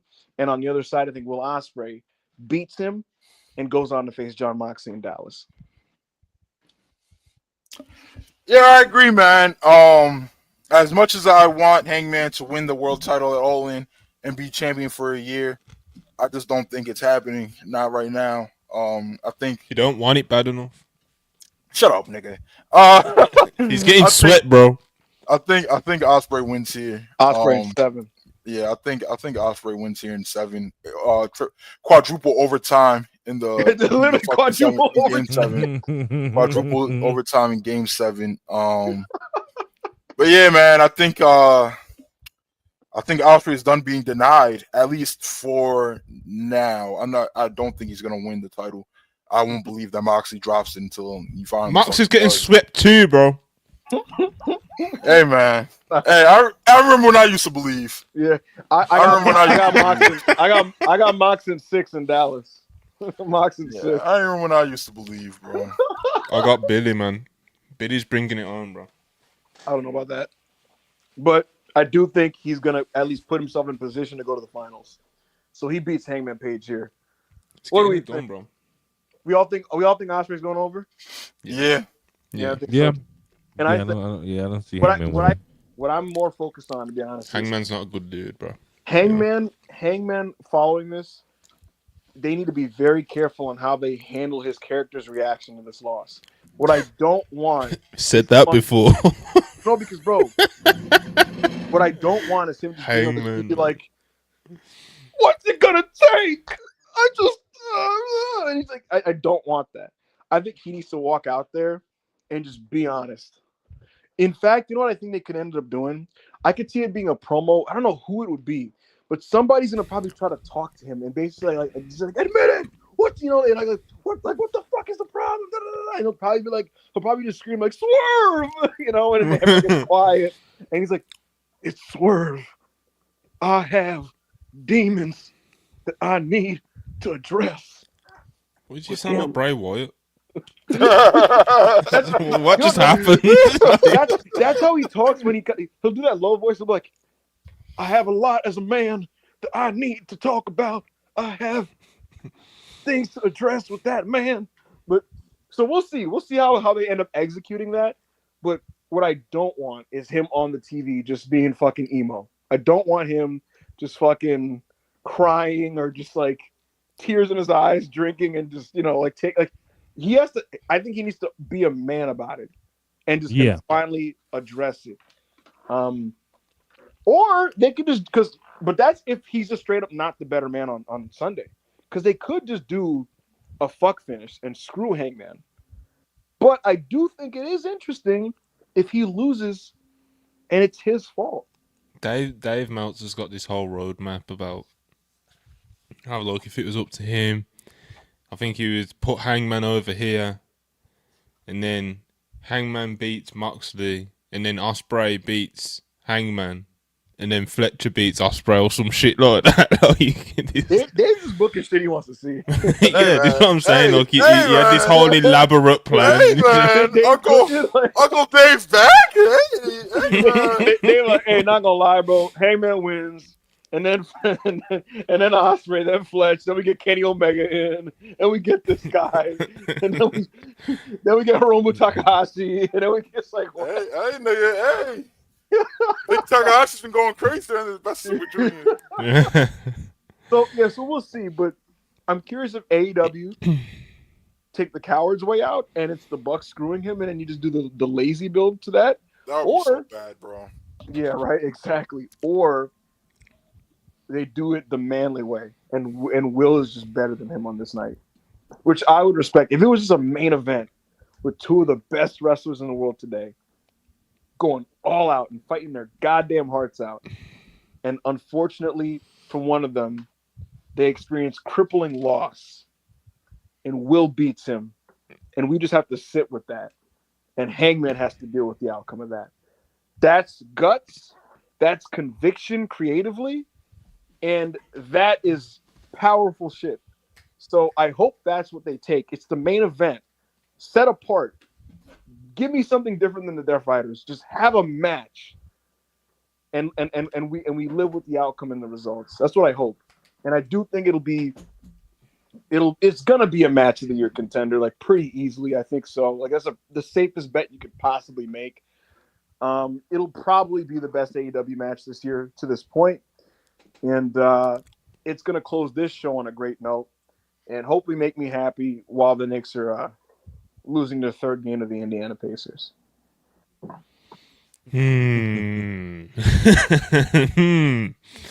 know about all that, but yeah, man. AEW double or nothing. I think that's everything, isn't it? We just did the main event. We didn't miss anything. Obviously, the pre-show buy-in matches. We don't really need to fuck around with all that. We've touched on Saturday night's main event at the top of the show. Ebert, do you think Trick Williams wins the TNA World Title this weekend? Yeah, I do. I think he wins, and I think I'm for it, man. It's objectively what should happen. He's not ready to be on the main roster. His work has not come along. Your next hope is to send him to Eric Young and Frankie Kazarian and hope he learns a fucking hold. And if he doesn't, if he doesn't, I think it'll be fair to then just give up on the idea of Trick Williams being like a superstar. Not a guy who gets paid. I don't know, man. I don't know. Yo, Monty thinks that like Trick can just called up and beat Trick and then wrestle like a 1 3/4, and people won't give a fuck. No, bro, it's not gonna happen. Do you see what they're doing to Jay? Do you see what Jay's the fucking world champion right now. What are we talking about? The thing is, Trick's never gonna get that over. And Jay's better than this nigga, bro. Yeah, obviously, and he's got a lot more credit in the bank over the past decade or so, you know. 15 years today. Never gonna get that over. 15 years today since the Usos debuted. The greatest WWE tag team of all time. WrestleMania main eventers. Winners of the Bloodline Civil War. That's my guys, that is. This is disgusting. Yeah, look. That's my guys, I think if you're Trick Williams, bro, you lock in here, bro. You lock in, you go to TNA, you don't treat it like a demotion, you don't have a bad attitude about it. And you talk to every fucking vet in that backstage locker room. And even if you think you're above these niggas, you're really not, because if you do that energy and you act like you're above this thing, you will not be in this business in 3 years. It's that simple. I swear to God, it's that simple. Well, the arc will call. No one would absolutely pick him up. Trick should treat this like this will create a domino effect that will set up the rest of my career. That's how he should approach this. Either you go in there, good attitude, you talk to Frankie, you shake niggas' hands, you talk to Frankie, you know. Yes, it's Frankie, bro. Frankie, Macklin, Fandango. It's never Rhino or Not really. Rhino's not even there no more, is it? Yeah, Rhino's gone, bro. Like he was on dub. Yeah, Eric Rhino Young, in NWA now, bro. Bro, you shake their hands, you pick their brains. Even if they look like, even if they're just mid-40s TNA shooters, bro, they've been in the business and they've survived in the business. You talk to them, you learn a hold or two, you work with them, you learn how to actually work, and you make the most of this situation and come out of it a better wrestler. Or you fuck around, you don't get better, you get called up, you're a tag team guy, and then you're cut in a year and a half when it doesn't work, and your career is done. It's that simple. Listen, Eric Young's gonna look after him, man. He'll be okay. You know? Big EY. he's got a plan. You know, he'll put his arm around him. We'll see. Man, best of luck to that brother. What else is there to mention? Is there anything else on the weekend? I think that's it, isn't it? No, I didn't speak on Saturday Night's Main Event, but the show doesn't look very good at all. I mean, me and I talked about it at the top of the show a little bit, but go ahead. No, I was just gonna say it doesn't look very good at all. I hope Punk's match is good. The pacing is gonna be interesting with 5 matches. One of them is not even a real match, but that's whatever. So that's really all I had to say. Actually, I'll say this one thing. I think Sunday's gonna be a great night for women's wrestling. Mercedes' match is gonna be incredible, I think, and I think Jordan and Stephanie's gonna be very good. So, brother, that's just. Yeah. Go on.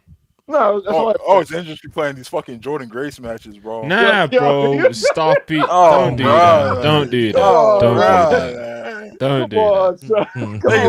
Niggas be having Miss Grace in conversations she don't belong in. Yes, she is, bro. Come on. Don't do that. Don't do doing that, man. Jordan's a good one, bro. He's a good one. I said it yesterday when I was streaming with Phil, bro. I think that's like the sleeper of the weekend. Jordan versus Stephanie, to be honest. Because like no one's talking about NXT Battleground, and with a weekend this packed, yeah, exactly. A weekend this packed deservedly so, bro. You know. But have you seen that card, bro? It's crazy. It's fucking crazy. The women's matches, though, to your point, Ibu, the women's matches, Stephanie versus Jordan, and they're doing Sol Ruka versus Kalani again. Yeah, that'll be. Well, the rest of the card, they're gonna steal that show. You know? I looked at it. Wait. They have Tony D'Angelo versus Stacks. Yes, bro. In a straight up wrestling match, bro. No stip. What are they doing? Bro, that is crazy. Yo, and I know WWE likes his Miles Bourne kid, bro, but I don't know. This is kind of crazy stuff for me too. That'll be fine. He's pretty inspired, to be fair. Yeah, like it's a gutsy creative move. The match might not be great, but like that's a fine thing to book. The other men's matches are crazy. Like there's not Tony D, but Joe Hendry versus Trick Williams is. Oh my god! What's this tag match? Read out the card. All right. So this is the card, top to bottom. Overfemi versus Miles Bourne. Stephanie Fakir versus Jordan Grace. Joe Hendry versus Trick Williams. Tony D'Angelo versus Channing Stacks Lorenzo. Sol Ruka versus Kalani Jordan. With NXT fans will love that. And then this match is crazy. This is crazy. Hank and Tank and Josh Briggs. Hank Walker, Tank Ledger, and Josh Briggs versus the Brooks Jensen, Nico Vance. Who is Nico Vance? The Cullen. The chairman, Sean Spears, the Cullen. Bro, I've heard the name Brooks Jensen before. I'm sure I've seen a picture of him. Like he's all right. I know who he is. What the fuck is a Nico Vance? He's just he honestly, bro, he's like an NPC. He's just like some dude with dark hair and a beard. You know, like he probably is just an NPC, bro. Ayo, wallahi, just like an AI generated football PC. Yeah, for real, bro. Create a wrestler. Get another PLE check. Let's go. Brooks is a pretty decent. Brooks is pretty decent, bro. You know, it's I say this, so then everybody listens to me crazy about it. That has no business on any paper. Wait, this nigga's a D2 football player. That's what I'm saying, bro. He's just a football nigga, bro. I could tell, bro. So, yeah, I'll watch the Jordan match for sure, and I hope it's great. You love Kalani versus Sol Ruka, the first one, didn't you? No, Yeah, they weren't I they was doing wa- like crazy fucking. Yeah, it was basically yeah. like they were doing Ricochet Osprey cosplay, bro. Yeah. Like, and that's basically what that match You know what's was. funny is the trajectories of both women since that match. I think Kalani's kind of regressed quite a bit since then. They've turned a heel though, bro. Yeah, but either way, Yeah, which I don't understand what that was about because it's not like people were Character tired of Kalani development, Jordan. bro.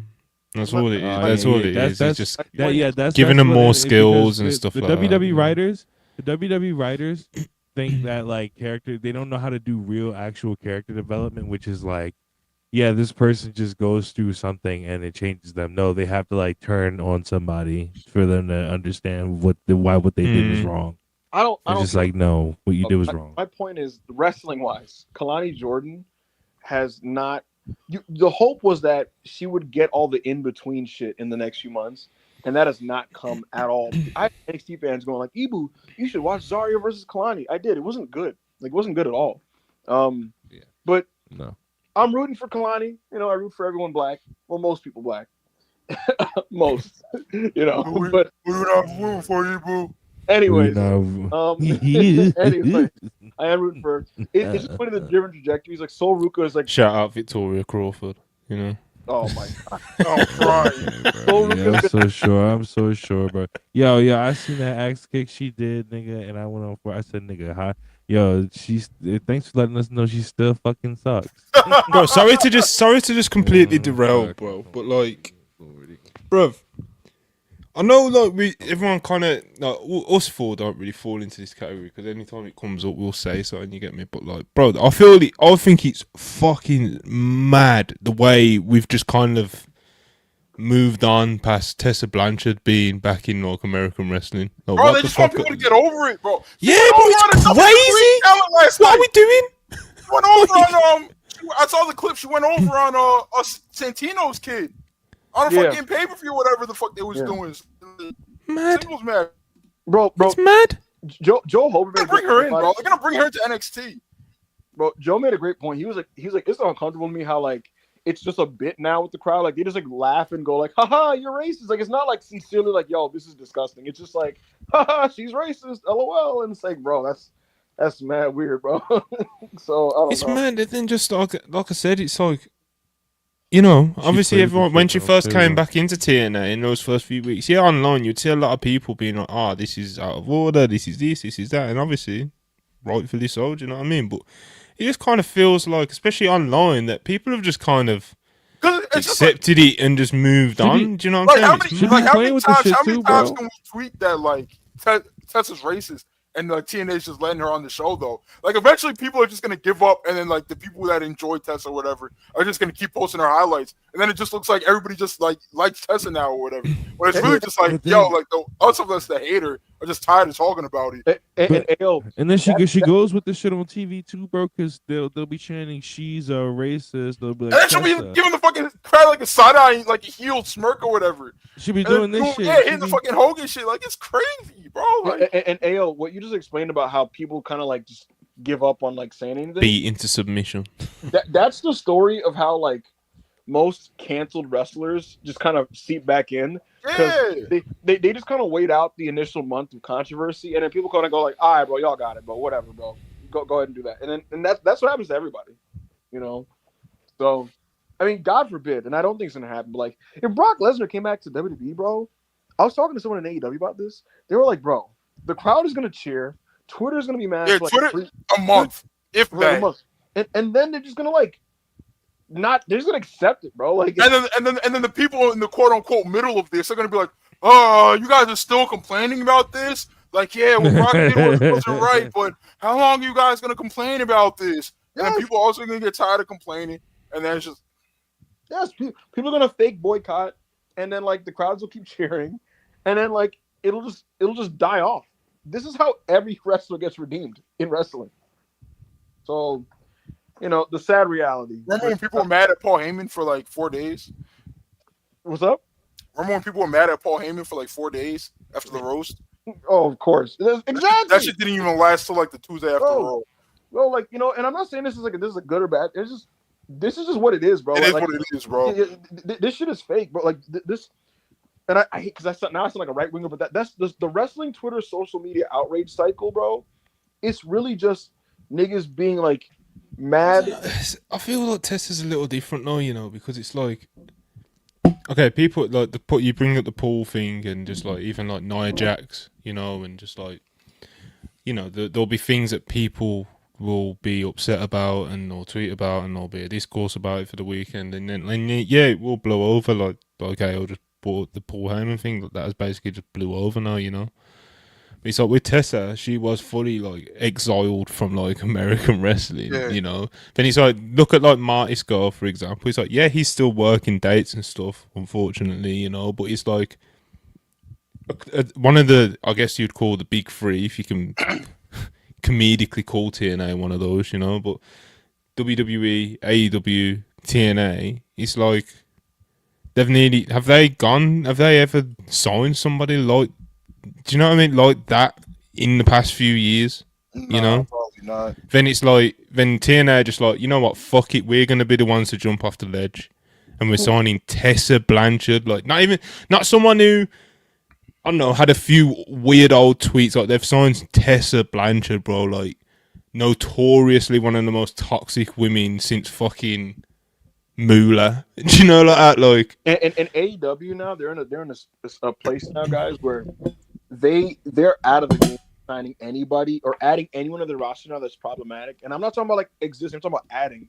So much so, folks, that there are people that you would think, why wouldn't AEW sign them? And it's like it's not even like shit that's like public, but it's just they just know like there's something on their record of whatever that, like, if this came up it would be bad for us, so we just won't even sign them type shit. Like they basically like background check niggas now and stuff like that. So yeah, just yeah, it's all just fucking bizarre to me. And like I said, this Tesla one's just a little bit different because of just how, I guess, quote unquote, cancelled she was from US wrestling, to her to just come in now, and it seems like they're getting away with it, bro. It's nasty. It's crazy because, like, even if the promotions didn't care about the racism, which they don't, bro. They care about the fans' reaction to the racism, bro. They should care about how she fucked over TNA with the title by refusing to send that bitch back and like keeping the hostage and shit. You would think that that's just something that's just like, yo, nobody's ever working with this carny motherfucker ever again. But even that, they're just like, oh, it is what it is. Tessa's grown.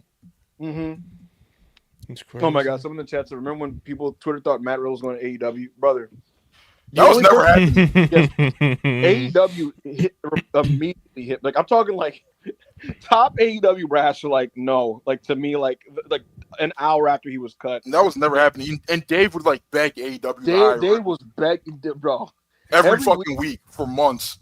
Dave would be like, so here's the update on Riddle. You know, there's some discussions. And this is like, bro, you think Del Rio's going to be on that World's Glory card? No, he's gonna drop. I did think that WWE was shameless enough, but yeah, they booked that fucking match to drop it to Vikingo. Mm-hmm. He's not going to be on the card. I have reasonable suspicion that Conan has been demoted, but that's neither here nor there. And oh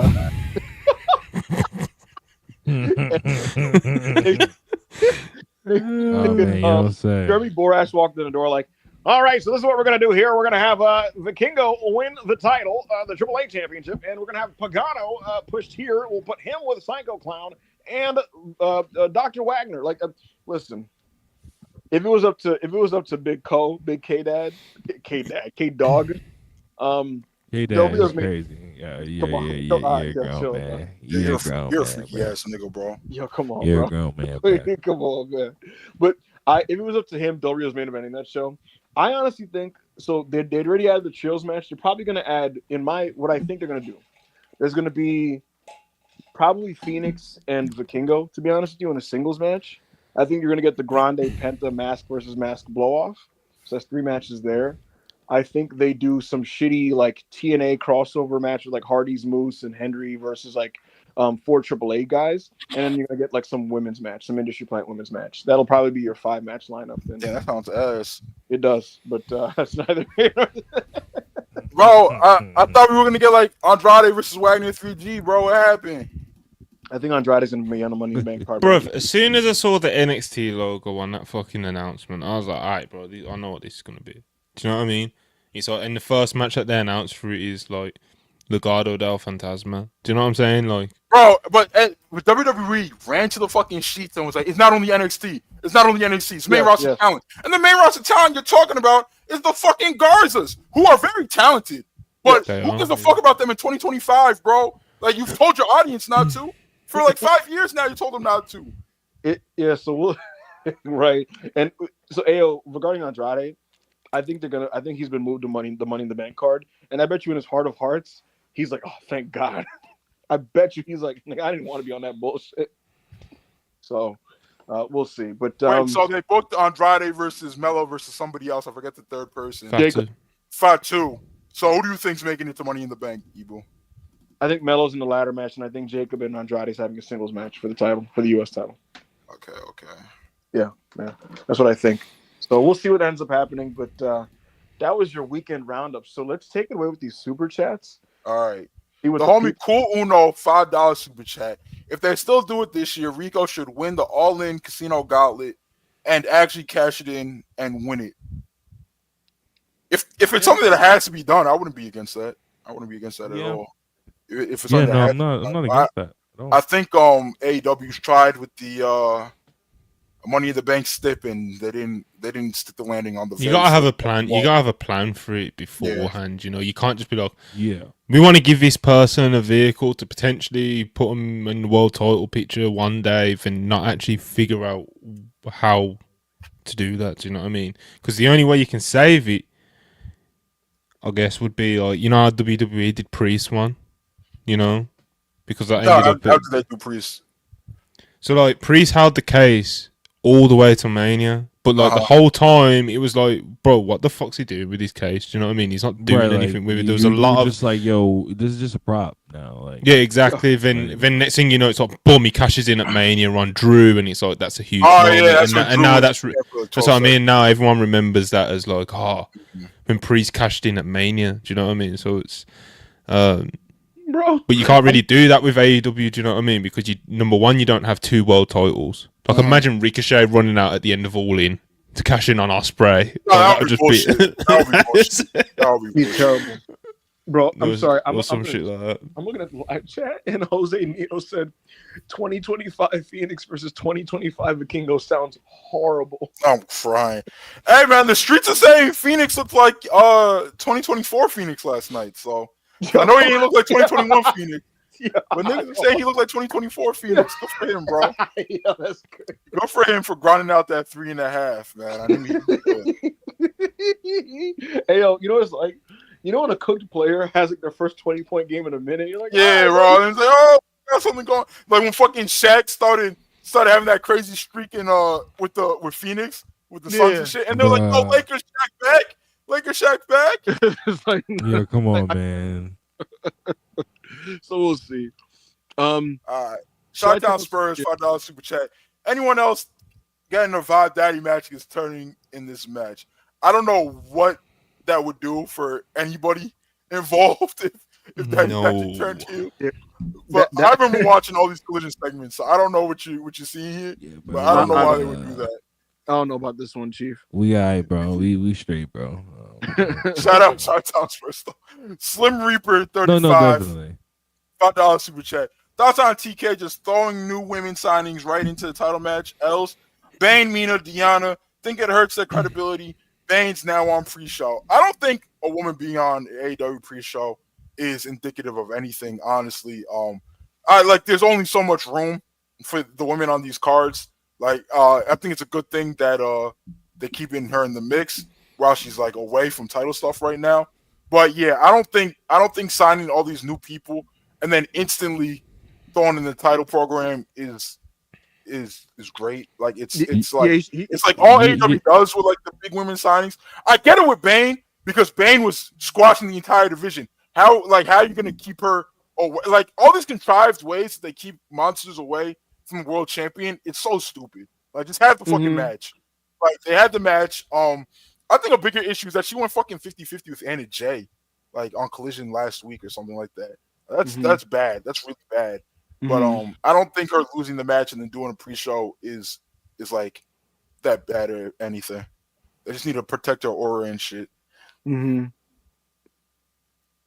Plus, you don't want all with all this shit that's supposed to be happening on the card with this crazy shit. You don't want to put a Bane match on the card and it gets overshadowed. Now, with that Nobody's said, talking about it.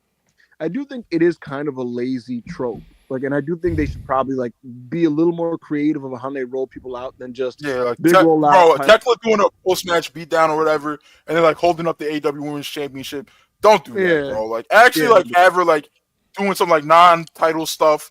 Like, have her in some programs and shit. Like, let it be something that's actually built to.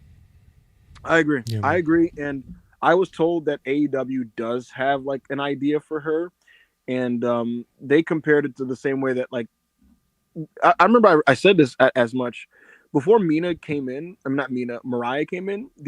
They were telling me, oh, we have a whole idea from Mariah, and that whole thing lasted a year. That was an actual idea. They're claiming to me similar with Tekla. So I'm curious what it is. I'm willing to be impressed about like what they end up doing with her. Hopefully it's not no like Bray Wyatt type shit, but we'll see. All right. Thank you for the super chat. Viral bag, $2 super chat. Monty, share the ribs recipe. I've been caught red-handed. You know what? This is like the live chat here. Whenever I'm like off camera or make any sort of noise, like they're always like, "He's making ribs," like, and I'm like, "All right, bro." Do you know what I mean?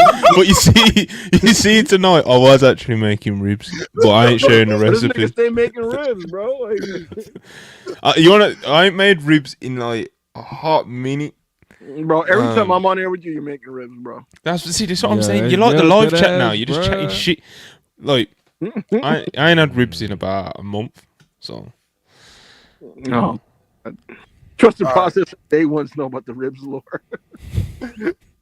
Johnny Burney, $2 super chat. Dislike Monet holding both belts unless Chris and Willow win. I see why you would dislike that. Unfortunately, I want Mercedes Moné to win all the belts. I want them to introduce women's tag titles, and we win those as well. Niggas can cry, honestly. We doing big things over here. My glorious CEO. She knows me, by the way. She be tweeting me and shit. This is on record. Check the timeline. I remember that day. She knows we get what we want over here, man. In seriousness, though, I think if they do that, which I think that they are, that'd be a good time to introduce some tag team titles and let some big names fight over those. Like, imagine Tony Storm fighting for the fucking tag team championships. I think it would do a lot for that division. Obviously, that could just fall off at the drop of the hat once they separate the world and TBS titles. But it would set a good standard if you had all these stars fighting for the fucking tag championships. So, I think what we where's Camille? Who gives a fuck? So. Boy. Not too much of my friend, bro. Not too much of my friend. All right, bro. Where the fuck is come on.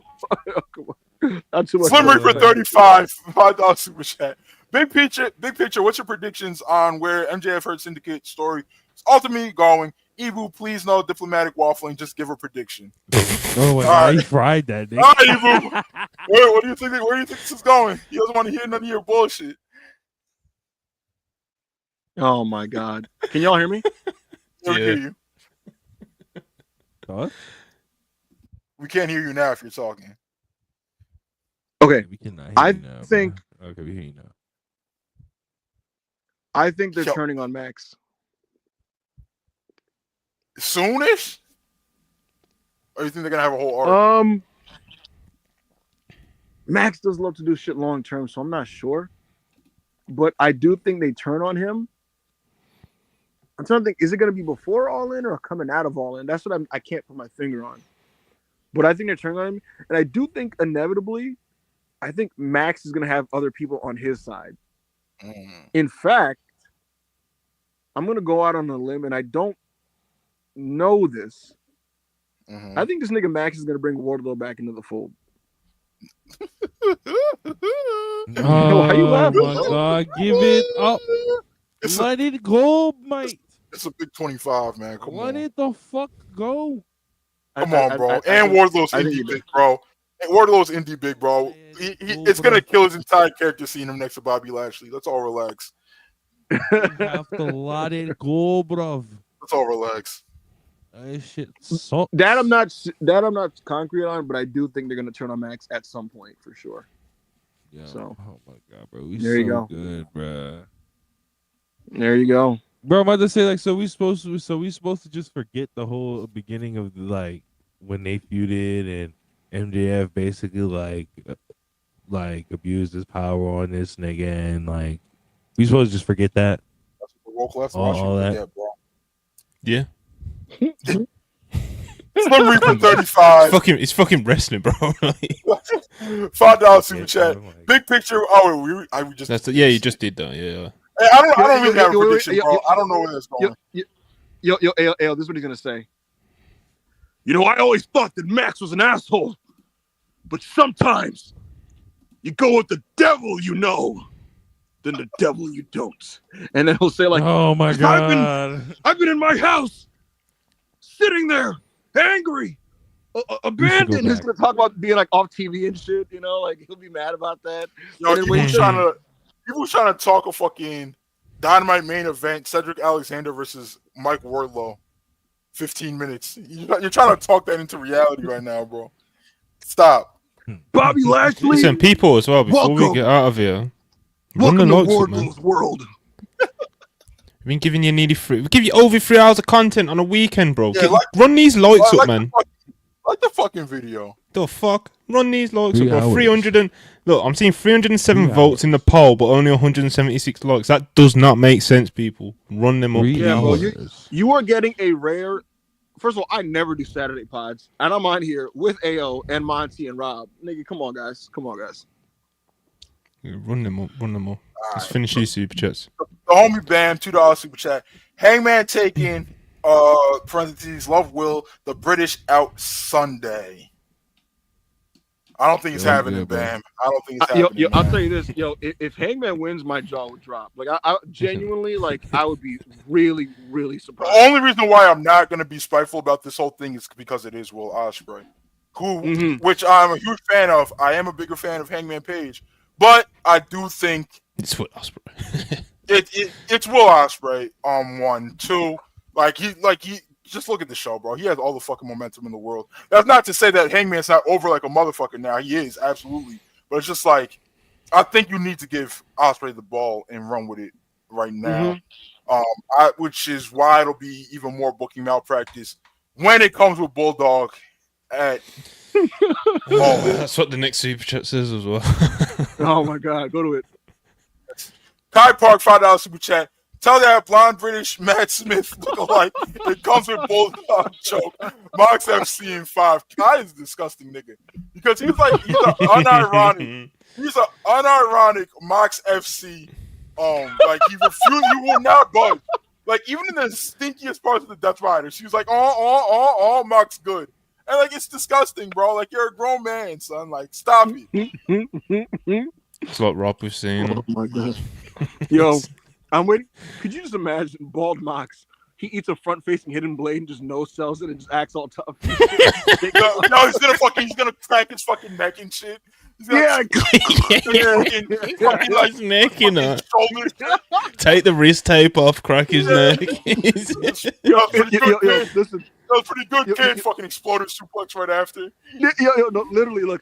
He'll take it, crack his neck, and then just do his fucking Mox elbow trade. Like start setting up the elbow trade. He's like, God, bro. You're a fucking piece of shit, Mox. All right, that's it with the super chats. We have gone over 3 hours. Yes, we have.